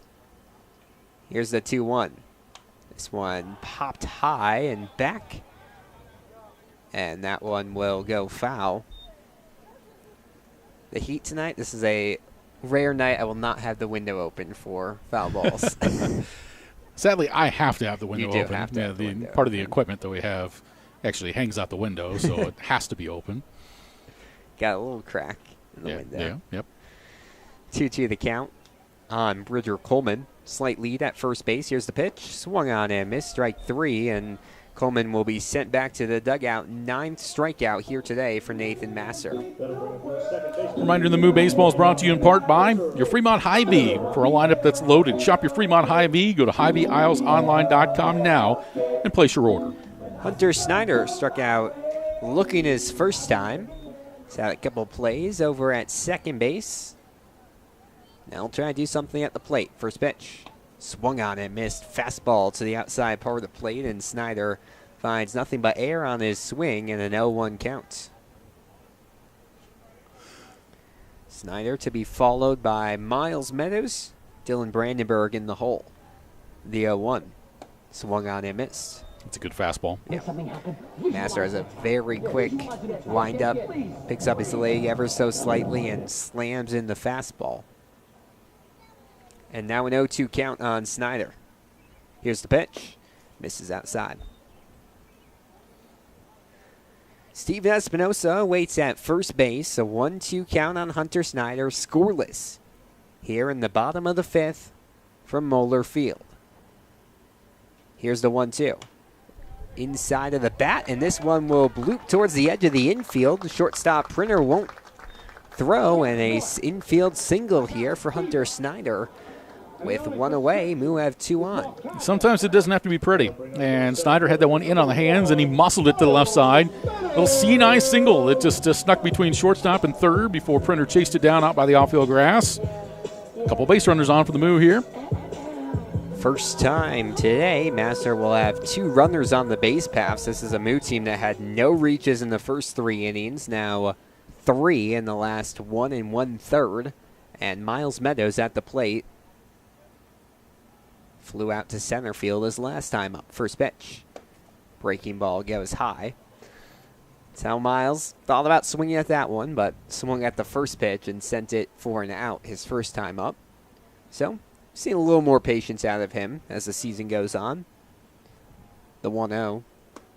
Breaks and gets into the zone. 1-1. You know what I'd love to see here, but I'm just guessing. Double steal. Yeah. Got the speedy Espinosa and Snyder on the base paths. 1-1. Swung on and missed. Strike 2 on the high breaking ball. See, that's a case where Miles made up his mind. Yep. He's swinging, and that pitch was nowhere near the strike zone. 1-2 count. 2 on, 1 away here in the 5th. Moo and Sodbusters scoreless. Double check towards second base. Masser will check again. Here's the pitch. This one hit towards shallow left field. Diving in off the glove of the left fielder, Jarvis. Turning third is Espinosa. The throw home is not in time. Doesn't even have to slide. And that is an RBI hit here for Miles Meadows. And the Moo lead 1-0. He went after one high in the zone and muscled it out to left field. It was a good effort by Jarvis to come get after the baseball, but just couldn't haul it in. And Espinosa was aggressive going around third base. So, a little Moo magic there. Yep. Bringing in a run. Dylan Brandenburg will come to the plate looking to keep this inning going. The Moo now up to 4 hits thanks to 3 singles this inning. 1 for Miles Meadows, 1 for Hunter Snyder, and 1 for Steven Espinosa. Brandenburg awaits the first pitch. Breaking ball high. Brandenburg, 10 RBIs on the season, second on the team. Espinosa and Coleman both have 11. He'd love to tie up that total here with 1 swing of the bat. 1-0. Brandenburg chases a high pitch and a 1-1. Not a bad idea, but he was about 2 days late on the swing. That was the only problem there. And I mean, if he times it up, yep. I tell you what, he's got the juice to get it over the Moeller monster. But got to be on time. 1-1. Swung on and missed. Another fastball powered by Masser into the glove of Bond here. And a 1-2 count on Dylan Brandenburg, third baseman out of San Bruno, California. Masser gets the sign he wants. Checks back to Snyder. Here's the pitch. Brandenburg just fouls it off. Brandenburg at .231 this past season at Skyline in 7 games played. Hitting .233 this season. Just wrapped up his freshman year and gained some reps here in the summer at Fremont. Has been adjusting his swing throughout the summer. See, awaits the 1-2 offering from Masser. Long break between pitches, and now Brandenburg will call time. Hunter Snyder at second base. Miles Meadows at first. A single from Meadows scored Steven Espinosa in the last at-bat. Here's the 1-2. Brandenburg hits this towards right field, and it's going to drop in front of Duddleston. Turning third is Snyder, and he's in for the score.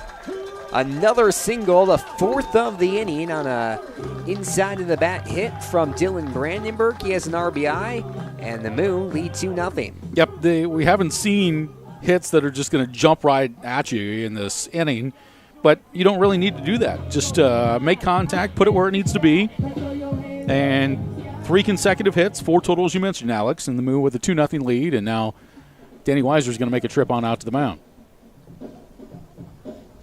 Looks like for now, Matherser will stay into the game. Well, you asked for some runs, Rich, and then the last inning for play-by-play. Here they come. Exactly. Good to have you along tonight. Reminder to join us tomorrow night in Game 2 of this 3-game series, 7:05, when we cool off just a hair tomorrow. You won't be able to feel it, but it will be cooler. Yeah, there is a threat of some precipitation overnight. I don't think it's a lot if we get anything. But it will certainly cool it off just a little bit. Yes. High of 93, better than a high of 99. Tomorrow? Yeah. Or right now? No. Right now it says it's 87. Really? Yeah. It's cool off that much? Maybe. I have multiple weather apps that all say different things. See ya. Be the leadoff man, Trey Brooks, coming to the plate. 0 for 2 with a pair of strikeouts today, but the Moo offense has been hot. Runners at both the corners. Miles Meadows at third, Dylan Brandenburg at first. First pitch to Brooks. Breaking ball outside. See, another app I have says it's 90, so that's a... Yeah, mine says 92, so it's just like different radar guns on exactly. pitchers. Plus minus a few. All right. Jonathan's got 93. Yep. Here's the 1-0. Breaking ball, and back-to-back pitches missing the zone here from Masser. We'll see how tight of a leash they have on him. Sodbusters trying to keep this at a 2-run deficit. Still just 1 away. 2-0 to Brooks. And that one gets in there for a strike, 2-1. That's the thing about the 7-inning game, too. You just kind of just stick with it. Exactly. And, I mean, don't have to put anything big together. 2-1 outside. And Brooks 1 ball away from getting a walk. Steven Espinosa opened the inning with a single. Bridger Coleman struck out, but then back-to-back singles from Snyder, Meadows, and Brandenburg has the Moo at a 2-0 lead. The 3-1 is low and just gets in there for a strike. Brooks tosses his bat, and now will walk back to pick it up. And a full count on the righty out of San Jose State. Runners take their leads at first and third. Some bullpen movement for Hastings to throw to first. And diving back in time is Brandenburg.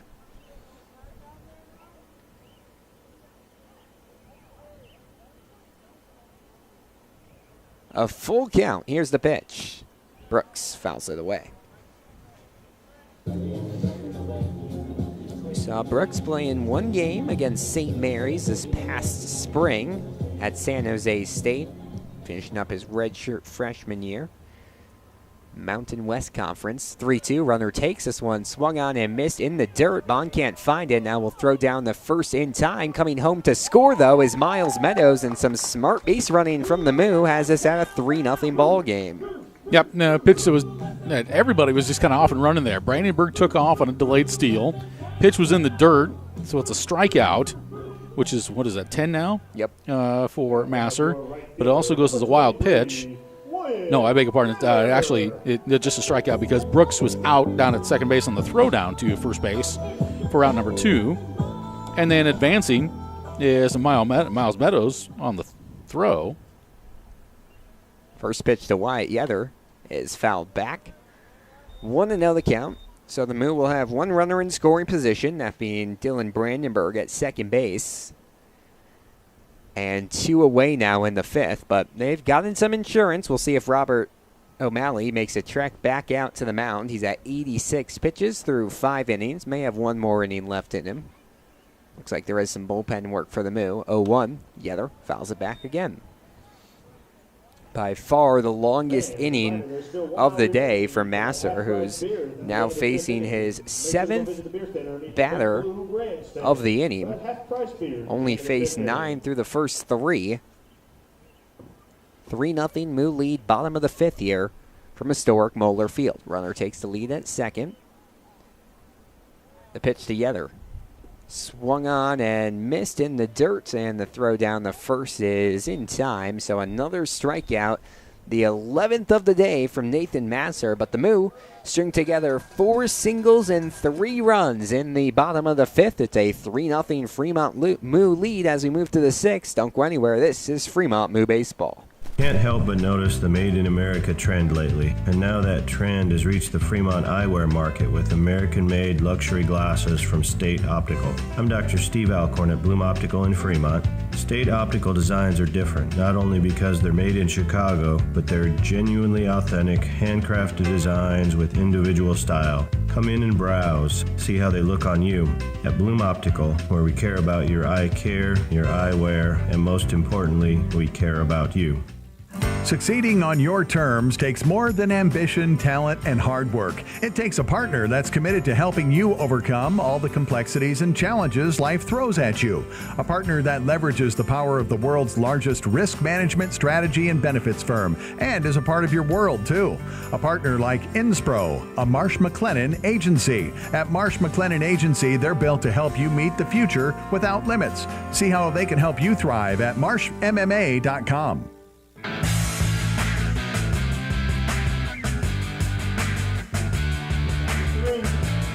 The Moo take a 3-0 lead heading into the 6th, taking you through the final 2 innings of this one. Here's Rich Ray. Thanks, Alex. No runs, 2 hits, no errors for the Hastings Sodbusters. 3 runs, 5 hits, and 2 errors for the Fremont Moo. And most of the offense for Fremont was done last inning. They scored all 3 of their runs and put 4 of those 5 hits up last inning against Nathan Masser. And it wasn't, blue darters that were hit either. I mean, there were pitches in on the hands and muscled one way or the other or in the hole, and sometimes that's all you got to do. And the Moo were able to manufacture 3 runs. And Robert O'Malley comes out for the 6th. A reminder that Fremont Moo Baseball is brought to you in part by La Hacienda Mexican Restaurant.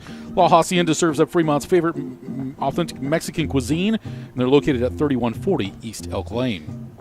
O'Malley's looked really good here today. Hasn't had quite the strikeout numbers we've seen in some of his other appearances, but he's initiated soft contact, and obviously the big number is 0 runs on the scoreboard as he enters his 6th inning of work. Earlier today in the Independence League, or earlier this evening, the Oahe Zap opened up the second half of the schedule by defeating the Plainsmen 12-2. So, as I mentioned earlier, at this time, the Oahe Zap are in first place in the second half of the Independence League schedule.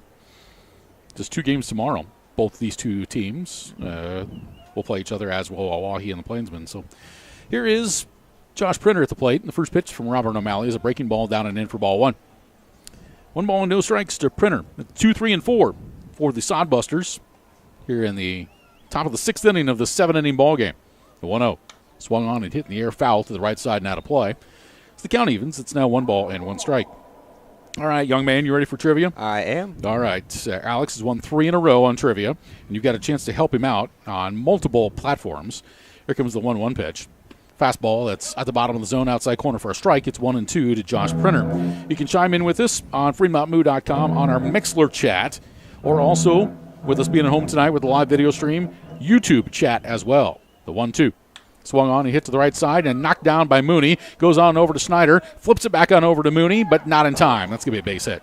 Yeah, good attempt there by Snyder as it was a hard hit ball off the glove of Mooney, and Snyder runs to it, throws to first, but hard to beat a speedy runner there and leadoff man aboard. So a runner aboard with nobody out, and we bring Sawyer Duddleston to the plate now. Duddleston this evening 0 for 2, struck out looking, and he's also grounded out to third. 3-0 the Moo with the lead. Runner at first, nobody out. Top of the 6th of the 7-inning ball game. First pitch on the way to Duddleston. Breaking ball for a called strike. All right, Oakland A's trivia. Yes. And chime in and help out Alex on Truly Pointless Trivia tonight. We'll go back to 1997. Okay. Mark McGuire. Yes. Remember Mark McGuire, Of course. part of the Bash Brothers. This pitch is foul back. No balls and 2 strikes. I need to know in 1997, how many home runs did Mark McGuire hit for the Oakland A's? How many home runs did Mark McGuire hit in the 1997 season? Chime in on Mixler chat, or on YouTube chat. Help out Alex to try to get 4 in a row. The 0-2. Swing and a miss, strike 3. Robert O'Malley gets a strikeout. And for O'Malley, that's his 5th strikeout tonight. And there's 1 away here in the top of the 6th inning. Yeah, O'Malley showing he still has his stuff here into a 6th inning of work. We saw a blazing fastball earlier on in the inning, and that curveball that's worked great all night. Now he gets to face the lefties, which he's had some success against. Cale Jensen to the plate 0 for 2. First pitch is popped high in the air, left side, slicing out of play. The count, no balls and 1 strike. All right, you going to take a shot at this at all? Somewhere in the 50s. Yeah, you got that part right. Yes. Yep, in the 50s. I say 57. Okay, no balls and 1 strike to count. O'Malley's next pitch to Jensen is chopped foul to the right of home plate. It's 0-2.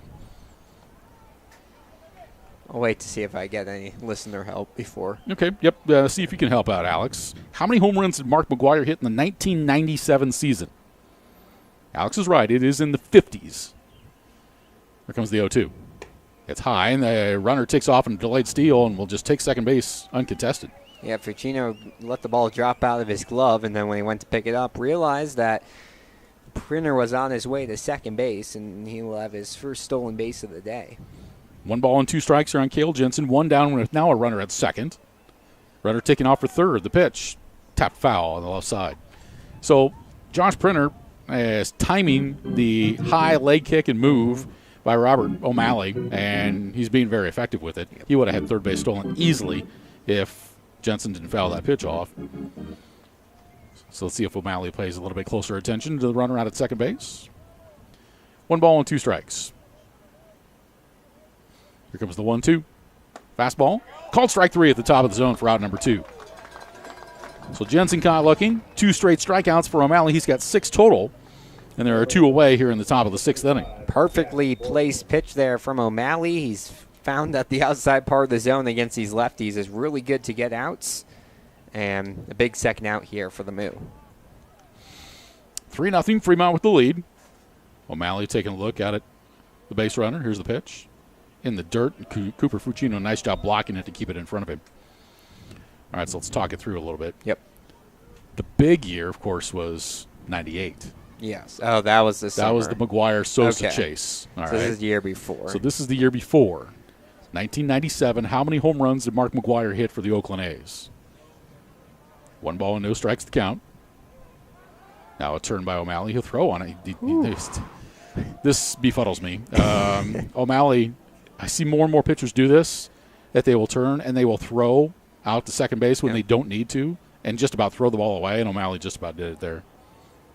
That's a ball. You don't have to throw that baseball.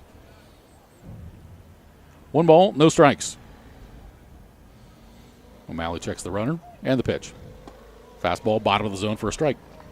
So the count even here on Jack Borgman, 1-1. You'll remember that season, he was really in the chase for Roger Maris. Okay. 1-1 the count. The 1-1. That one got behind Borgman to the backstop. And a wild pitch will allow Printer to get down to third base. So that one got away from Robert O'Malley. And the count now 2 balls and 1 strike. And this is a big opportunity for Hastings, so they don't have to make up all the runs in the 7th. That runner at third base really appealing right now. Right now you're telling me 57, correct? No, I'm thinking maybe a little lower now. Okay. I'm in your head. You are. 2 balls and a strike to Jack Borgman. Next pitch. Fastball right in there for strike 2. I have had luck going with my gut, though, recently. So That's good. I've gone with my gut for years, and that's why I'm 40 pounds overweight. But I will be here all week. Thank you. 2-2 pitch in the dirt. Fucino blocks it.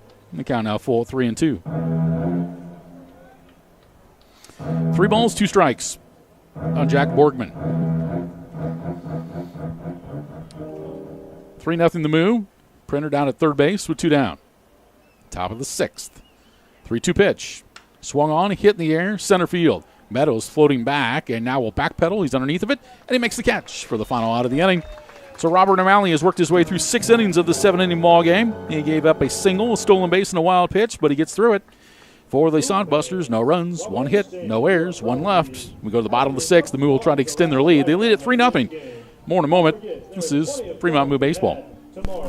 You've already built something incredible. When you're ready to elevate your business even higher, you need a partner who can give you a platform for scale and even greater success. A partner with the strength and resources of the world's largest risk management, strategy, and benefits firm. A partner committed to building a network of accomplished brokers in your community. A partner like Inspro, a Marsh McLennan agency. See how they can help your business go further at marshmma.com. Fremont Hy-Vee is proud to sponsor local sports, and they know that you fans love your meat. Hy-Vee has all your favorites at the best prices right now. Hy-Vee Choice Reserve Steaks. Always low prices on your favorite flavor of brats. Boneless, skinless chicken breasts, chicken grillers, America's pork chops for the grill, and the best cuts of salmon and seafood. Shop online right now. Go to HyVeeIslesOnline.com and place that order. Your Fremont Hy-Vee. Proud to be a part of local sports.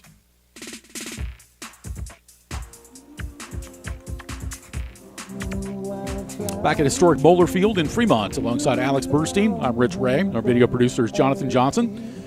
We go to the bottom of the 6th. The Fremont Moo are 3 defensive outs away from taking the first game of the series. They lead the Hastings Sodbusters 3-0, courtesy of a 3-run 5th inning. And both starters are still in the ballgame here. Nathan Massar comes out for the 6th, and he'll be facing the Moo's 3, 4, and 5 batters, Cooper Fucino, Parker Mooney, and Steven Espinoza. Yeah, kind of surprised to see Master still in here after battled some hits given up, 4 in total in that last inning, but if you're able to only use 1 pitcher in game 1 of the series, that's ideal, and that's what they'll try to do if he can mow down the rest of this Moo lineup.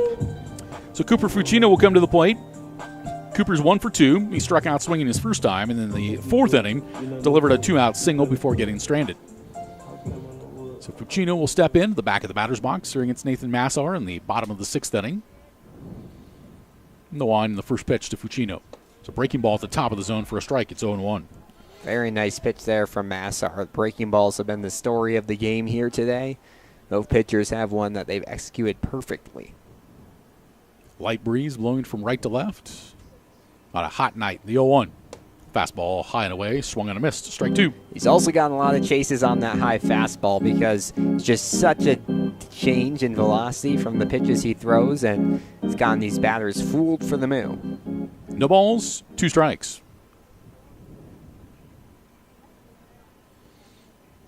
Next pitch. Just missed inside.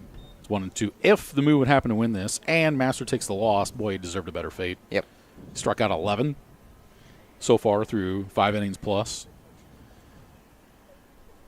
1-2 the count. Next offering. And Fucino lays off. It's now 2-2. Once again, our truly pointless trivia question. Oakland A's trivia tonight. Need to know how many home runs Mark McGwire hit in the 1997 season. I'm sticking with 57. Okay. Will's going 57 as well. The 2-2, breaking ball, bouncer on the left side. Be gloved at third. Welsh fires it across, a little high, but staying on the bag was Borgman for out number 1. Yeah, good play there by Borgman. It helps when you have a tall first baseman there, and he's just able to keep the final toe on his foot there on the bag for the first out. So it'll bring to the plate Parker Mooney. Mooney's 0 for 2, struck out looking the first time, struck out swinging the second time around. I'm going to give you multiple choice. Okay. Because 57 is not the right answer. Okay. So Mooney steps in here with 1 down. Here's the wind and the pitch. Swing and a miss, strike 1. No balls and 1 strike to Parker Mooney. Was it 52, 58, 35, or 49? No balls and a strike on Parker Mooney. Next pitch. Foul off. It's now 0-2. You already told me I'm right in the 50s. There you go. You're just paying attention. The heat's not getting to you too much. All right, so you broke it down to one of 2 answers. 52 or 58? I want to go with 52. Comes the wind and the 0-2 to Mooney. Outside for a ball. It's now 1 ball and 2 strikes. 1 out, nobody on. Bottom of the 6th. The Moo lead at 3-0. Mark McGuire, 1997. How many homers? 52 or 58? About ready to lock it in? Yeah, I'll lock in 52. Okay, the 1-2 pitch is outside. It's now 2-2. Will, you want to guess at this at all? He's going 52. 2 balls and 2 strikes on Parker Mooney. Masters' next offering. Breaking ball got away. The correct answer is 58. 58 home runs by Mark McGuire. I tried to give you a hint. Remember, he was chasing the record. He was chasing Roger Maris's record of 60. Was it 61? 61 in 19. Was it 61 in 1961? I think so, yeah. 3 balls and 2 strikes on Parker Mooney. Next pitch. Swung on a miss, strike 3. Master with another strikeout. He's got 12 of those on the night in 5 2/3. And they're 2 away. So it's going to bring up Steven Espinoza at 58. Then, of course, the next season in 98 was just a breakout year for baseball. I mean, everybody is trying to get back into the ballparks after 5 years prior with the strike that took place, and baseball era was juiced. First pitch to Espinoza, inside for a ball. And you'll remember that because that's when Major League Baseball turned a blind eye to steroids. Yep. And everybody was juicing. Everybody was hitting long home runs. Comes the 1-0 pitch to Espinoza. It's in the dirt. It's now 2-0. And the next year, of course, was McGuire and Sosa, back and forth and back and forth. They both ended up over 60. I remember flying over St. Louis Busch Stadium when McGuire hit his 60th home run. Really? Yeah, that was kind of cool. Comes the 2-0. Fastball outside corner for a strike. It's now 2-1. Like at the same moment he hit it? I don't know if it's the same moment, but it was the ball game. Yeah. It certainly was the ball game. That's cool. Yep. 2 balls and 1 strike here on Steven Espinoza. 2 outs with nobody on here in the bottom of the 6th. 3-0 Fremont. 2-1 swung on a miss. It's 2-2. Were you going to St. Louis? Coming from No, St. it was Louis? it was actually a quick trip to Oklahoma City. I see. My brother was getting his master's degree down at OU, and I went down to visit him for the weekend, and it was a little adjoining flight at St. Louis and then Oklahoma City. I see. 2-2 pitch. Swung on, popped up, right side, drops on the apron as a foul ball. That's one of those when you look back at it and go, from all the time sitting and waiting to get on the plane, to get on another plane, to get there, probably just would have drove the 8 hours and it would have been just as fine. Oh, yeah, for only 8 hours. Yeah. But this is how we learn. We make mistakes in life, right? Exactly. You live and you learn. Learning every single day. You get no idea. 2 balls and 2 strikes here in Steven Espinoza. Masters got his sign and the pitch. Espinoza fouls it back. Stays alive here at 2-2. Espinoza really knows how to battle at the plate. Seen that all season. Already has a single today, and I'd love to extend this inning and help the Moo get a little more insurance. But 3 runs seems comfortable right now for Fremont with the way this game has been going. 2 balls, 2 strikes, and 2 outs. Master winds and delivers. Breaking ball, just missed. That was the count full, pitch. 3-2. Ladies and gentlemen, your Tennessee Volunteers are the national champions of college baseball. They held off Texas A&M 6-5, the final score in the championship close game. at the end. It did. Comes the 3-2. Swing and a miss, strike 3. How about Nathan Master tonight? He may not pick up the victory, but boy, he's been dominant. 13 strikeouts through 6 innings. And that's going to do it for the Moo in the 6th. No runs, no hits, no errors, nobody left. Last chance for Hastings as we go to the top of the 7th. Fremont leads at 3-0. Back with more in a moment. This is Fremont Moo Baseball. La Hacienda Mexican Restaurant, your favorite family-owned restaurant, is offering their family taco pack special. Right now, feed the whole family with 12 tacos, rice, beans, chips, and salsa for only $38. Be sure to check the back of your Fremont Moo tickets for a Moveless discount at La Hacienda. You can get a family taco pack anytime. La Hacienda, 3140 Elk Lane. Call in your family taco pack at 402-721-9909 or order online at lahaciendafremont.com. They cater too. Looking for a nice place to go? A place that's rich with tradition, great service, and atmosphere? A fantastic place where you can go and still carry on a conversation. Maybe shoot a game of pool and enjoy one of the best jukeboxes in town. Silver Dollar is one of the finest places for adult libations at reasonable prices. Join the Silver Dollar family and enjoy, but you need to be 21 or older. See y'all soon, and remember, not everything that glitters is gold, but we're pretty sure it's probably silver at the Silver Dollar, 18th and Bell Street in Fremont.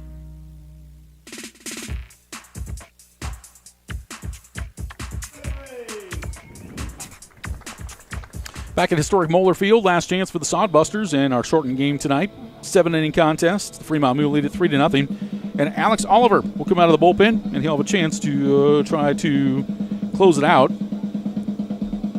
Robert O'Malley, good again, Alex. Yeah, he looked really excellent through 6 innings of work. Had a few strikeouts, but only limited this Sodbusters offense to 3 hits, which is pretty good through 6 innings. Gave up a few more pitches than he did in his last outing, so won't go the full 7, but now you turn into a really good pitcher in Alex Albert. You got your number 1 ERA leader and your number 2 ERA leader on the mound tonight. That's a good combo for the Moo. Yep, Alex last pitched on Thursday. Yep. Out at Hastings. Oliver from Grove, Oklahoma, headed to Colorado State Pueblo. 10 1/3 innings pitched this season. This will be his 7th appearance. No record, but he's got 3 saves. He's given up 6 hits, 1 run, 15 strikeouts, 4 walks, an ERA of 0.67. What makes him so good? He just really has the heat and velocity that you need to be a closer. He's gotten his velocity up to almost the 90s in game this season. We saw him hitting around 88, 89 his last, and that's what you want to see out of a closer. But you can also slow it down a little bit, bring his curveball into action, but it's mainly the speed for Oliver that's worked so well. Just 1 earned run so far this season and 3 saves. Yep, and there's not a lot of curtain or show from Alex. Nope. It's here comes. Straight business. See if he can hit it. First pitch to Ryan Jarvis is in there for a called strike. No balls in a strike to Jarvis, who is 0 for 1 on the evening. He's walked. He's also reached on an error. 0-1 the count. Next pitch from Oliver. And that breaks down and in for a ball. It's now 1 ball and 1 strike. Kind of a cutter, right? Yep. From the right-hander. Gets good push off with that right leg. Or that does most of the work. Comes the 1-1 pitch. And that pitch is high. It's the count now, 2 balls and 1 strike on Ryan Jarvis with Fred Bond to bat next. No runs, 3 hits. No errors for Hastings. 3 runs, 5 hits, and 2 errors for the Moo. 2-1 pitch. Swing and a miss, strike 2. That's that fastball there that's just so hard to hit. And we see Jarvis take a swing that had no chance there. And Oliver 1 strike away from getting a big first out. Oliver's 2-2 pitch. Fastball, it's going to be a bounce foul off the first base side, so we'll do it again. Don't forget, after the ball game tonight, after we get through our post-game wrap, Alex will announce our Goodwood Award recipient this evening. That's always presented by Christensen Lumber. And we'll have a chance to look at the very quiet scoreboard tonight. Just one other game in the league. But a lot of Major League action going on tonight. CWS and the Stanley Cup Finals, too. Comes the 2-2 from Oliver. High and called strike 3 for out number 1. That's the first time we saw Austin Nelson go get one tonight, and that one could have easily been called the ball up and in. And that'll be the first strikeout for Alex Oliver, and there's 1 away. Yeah, a little lucky there for Oliver, but he'll take it. And another strikeout for the right-handed flamethrower, and now just 2 outs to get the save. So Fred Bond stepping to the plate. He is 0 for 2. First pitch from Oliver. Cutter on the outside corner for a strike. It's 0-1. Bond had quite a situation to try to knock in a run in the 4th inning. Runners at first and second with 1 out, and he flew out to Wyatt Yetter at right field, and Yetter fired back to first base to double off the runner to end the inning. The 0-1. Good cutter in there for a called strike 2. That was a knuckle buster right there. Knee bender is the adjective I was looking for. No balls and 2 strikes here on Fred Bond. Next pitch. Down in the dirt and bounces away. It's now 1-2. Yeah, speaking defensively, that's probably the play of the game. We saw a nice snag at first base by Mooney as well. A couple nice plays in the field, but yeah, they're showing off the catching and throwing abilities. 1 ball and 2 strikes. Oliver brings it home. Swing and foul tipped in the glove for strike 3. So 2 strikeouts for Alex Oliver, and now the Sodbusters are down to their final out. And that's going to bring to the plate third baseman Tyler Welsh. Welsh 1 for 2. He doubled in the 3rd inning and then grounded out in the 5th. So Fremont 1 out away from picking up a victory to begin the second half of the schedule. First pitch is in there for a strike. No balls and 1 strike to Tyler Welsh with Alexio Delgado to bat next. Oliver ready. Now the 0-1.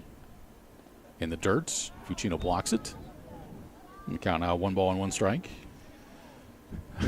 I heard somebody yell, ow, and I don't know if it was Cooper or maybe one of his mates in the dugout that were ribbing him.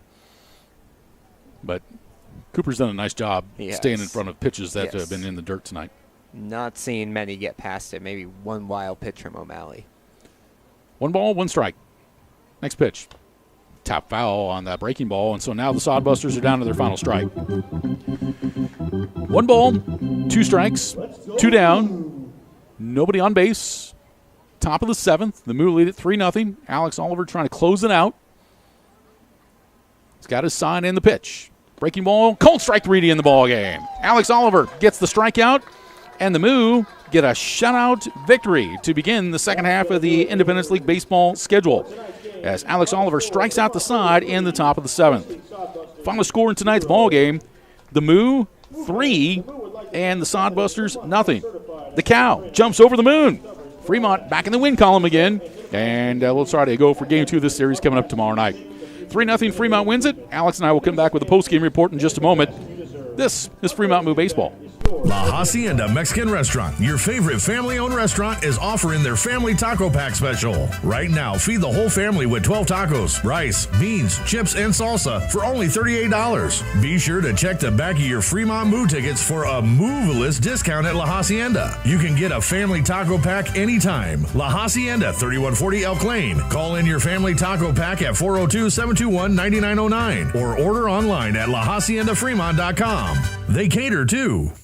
Looking for a nice place to go? A place that's rich with tradition, great service, and atmosphere? A fantastic place where you can go and still carry on a conversation. Maybe shoot a game of pool and enjoy one of the best jukeboxes in town. Silver Dollar is one of the finest places for adult libations at reasonable prices. Join the Silver Dollar family and enjoy, but you need to be 21 or older. See y'all soon, and remember, not everything that glitters is gold, but we're pretty sure it's probably silver at the Silver Dollar, 18th and Bell Street in Fremont.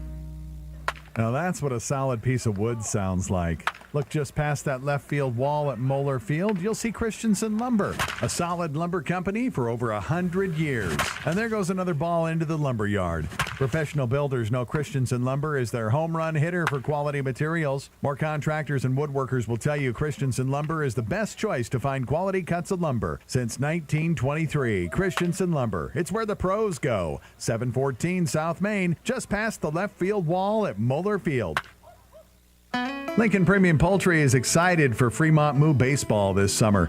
Hey, you're looking for a new opportunity? You can hit it out of the park with a job at Lincoln Premium Poultry.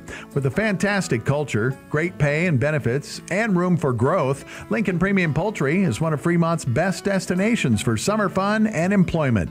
Just go to LincolnPremiumPoultry.com right now and check out all the job opportunities available.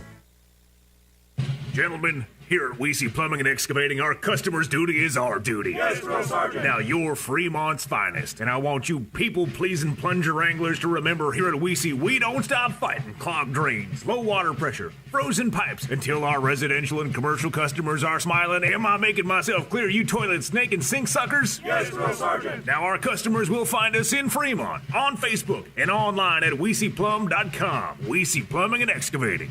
Your duty is our duty.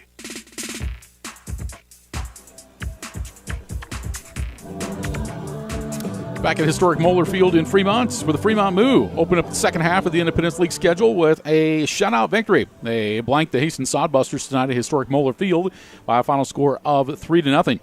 The Moo get this done in an hour and 46 minutes in the shortened ball game because of the heat from earlier today. And an outstanding pitching performance from Robert O'Malley. Picks up his third victory of the season. He went 6 innings, struck out 6, walked 2, gave up 3 hits, no runs, and had 1 wild pitch. Then Alex Oliver came in, and he finished it up in the 7th. He struck out all 3 batters he faced and picks up his 4th save of the year. Nathan Masser for Hastings, tough luck loss. Yes. He's 1-2 on the year, had 1 inning where it got away from him, just a hair. He goes 6 innings tonight, struck out 12, walked 2, gave up 5 hits, 3 runs, all earned. He had 1 wild pitch, and he falls to 1-2 on the season. Offensively for Fremont tonight, total 5 hits, and most of the work was done to the bottom of the order. It was Miles Meadows going 1 for 2 with an RBI, and Dylan Brandenburg went 1 for 2 with an RBI as well. The Moo scored all 3 of the runs in the bottom of the 5th inning off 4 hits against Nathan Massar, who actually ended up striking out the side in that inning, by the way. But the Moo found a way to get it done. And for Hastings tonight, just a total of 3 hits. And Drew Vega had 1, Josh Printer had 1, and Tyler Welsh had a double in the 3rd inning. Yeah, only extra base hit of the game. Right. So Fremont wins it. The Moo now 14-11 overall and go to 1-0 in the second half of the Independence League. Hastings falls to 15-9 and now is 0-1 in league play. Alex and I will return in just a moment, and we'll announce the Goodwood Award presented by Christensen Lumber. We'll go through the scoreboards, get some final thoughts, and then wrap it up. Fremont wins at 3-0. This is Fremont Moo Baseball.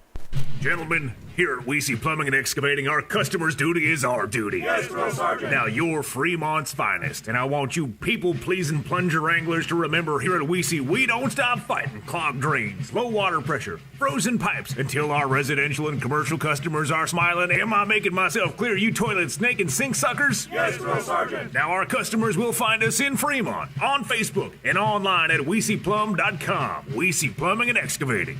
Your duty is our duty. Now that's what a solid piece of wood sounds like. Look just past that left field wall at Moeller Field, you'll see Christensen Lumber, a solid lumber company for over 100 years. And there goes another ball into the lumber yard. Professional builders know Christensen Lumber is their home run hitter for quality materials. More contractors and woodworkers will tell you Christensen Lumber is the best choice to find quality cuts of lumber. Since 1923, Christensen Lumber. It's where the pros go. 714 South Main, just past the left field wall at Moeller Field.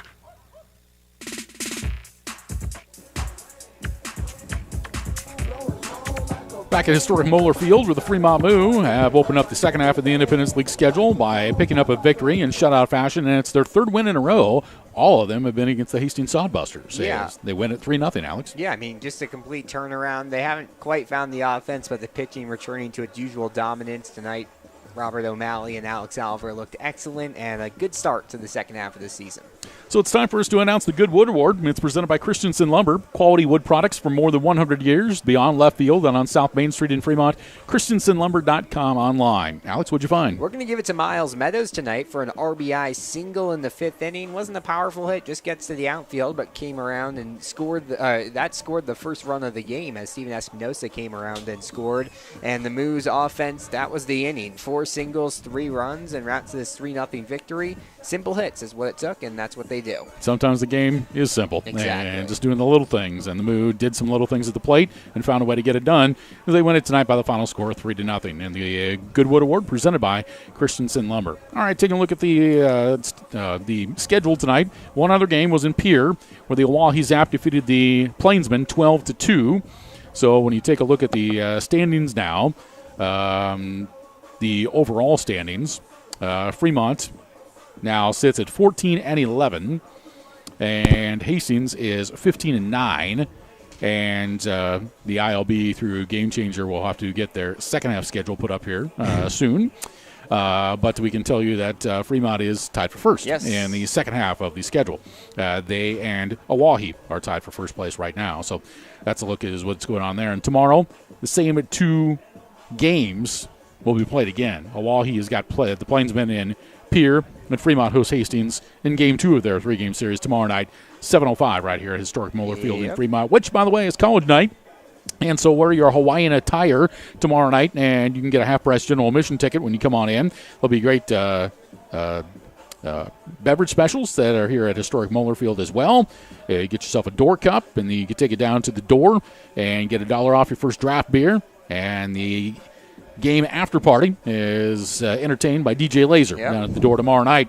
So 7:05 for first pitch tomorrow night right here at historic Moeller Field in Fremont. So 3-0 is the final. Your thoughts completely about tonight's game? Another dominating performance by the Moo. The offense had its one inning, but this wasn't a great offensive showing for the Moo again. But they showed even against dominating pitching like we saw from Nathan Masser tonight, the Moo can still find ways to win games. And you got to give your kudos to Robert O'Malley. He's now up to 3-0 on the season, and through 3 starts, he's been excellent. Alex Alver is obviously the best closer on this team. He's shown thus far with his 4th save of the year to go along for a win. But tonight it was the pitching again for the Moo, and that's going to be something they hold themselves to the rest of the second half. Yep, and the Moo said, okay, we're starting the second half with our best at the front and our best at the back, and let the bats let the ball fall where they may, and that's how it fell tonight. Exactly. 3-0 in this 7-inning contest. All right, let's go to the national scoreboard tonight. The Stanley Cup Finals will go to the Florida Panthers. They were close last year. Yep. They about gave it away this year, but they were able to get the victory over the Edmonton Oilers 2-1. So Lord Stanley's Cup will be in Florida First time for the summer. You betcha. The Panthers won it 2-1. And the Men's College Baseball World Series champions are the Tennessee Volunteers. They defeated the Texas A&M Aggies in Game 3 tonight at Charles Schwab Field, 6-5. The final score. Tennessee ends up winning that one there. Let's go to the Major League Baseball scoreboard and check games that are going on in progress. On the south side of Chicago, in the top of the ninth, the Dodgers lead the White Sox 2-0. Top of the ninth in Milwaukee, the Brewers are leading the Rangers 6-3. Top of the fifth in Los Angeles, the Angels on top of Oakland 4-1. Top of the fifth inning at Petco Park, it's the Padres leading the Nationals 3-1. Top of the fourth in San Francisco, the Cubs are leading the Giants 1-0. Finals from earlier today. Cleveland defeated Baltimore at Camden Yards 3-2. Philadelphia over Detroit 8-1, and they turned a 1-3-5 triple play, the first time that's been done in a Major League game since 1929. The Tampa Bay Rays defeat the Seattle Mariners 4-3. Cincinnati over Pittsburgh 11-5. Boston and winter over Toronto 7-6. It was St. Louis over Atlanta 4-3, and Kansas City a winner over Miami by a final score of 4-1. Final score here at historic Moeller Field: Fremont 3 and Hastings 0. So Alex and I will join you tomorrow night, Game 2 of the series, and Game 2 of our 16-game homestand gets underway at 7:05. We'll be on the air at 6:45 tomorrow night right here on Big Dog Country, FremontMoo.com through Mixler, and also on YouTube on BSDN Live. So, Alex, great job as always. Thank you. Thanks to our sponsors who made it possible. To Jonathan Johnson, who is our video producer for tonight. For Alex Burstein, I'm Rich Ray. Once again, the final score, it was the Fremont Moo 3, the Hastings Sodbusters 0. Until tomorrow, this is Rich Ray saying good evening and so long from historic Moeller Field in Fremont, Nebraska. The preceding broadcast has been a presentation of Fremont Moo Baseball.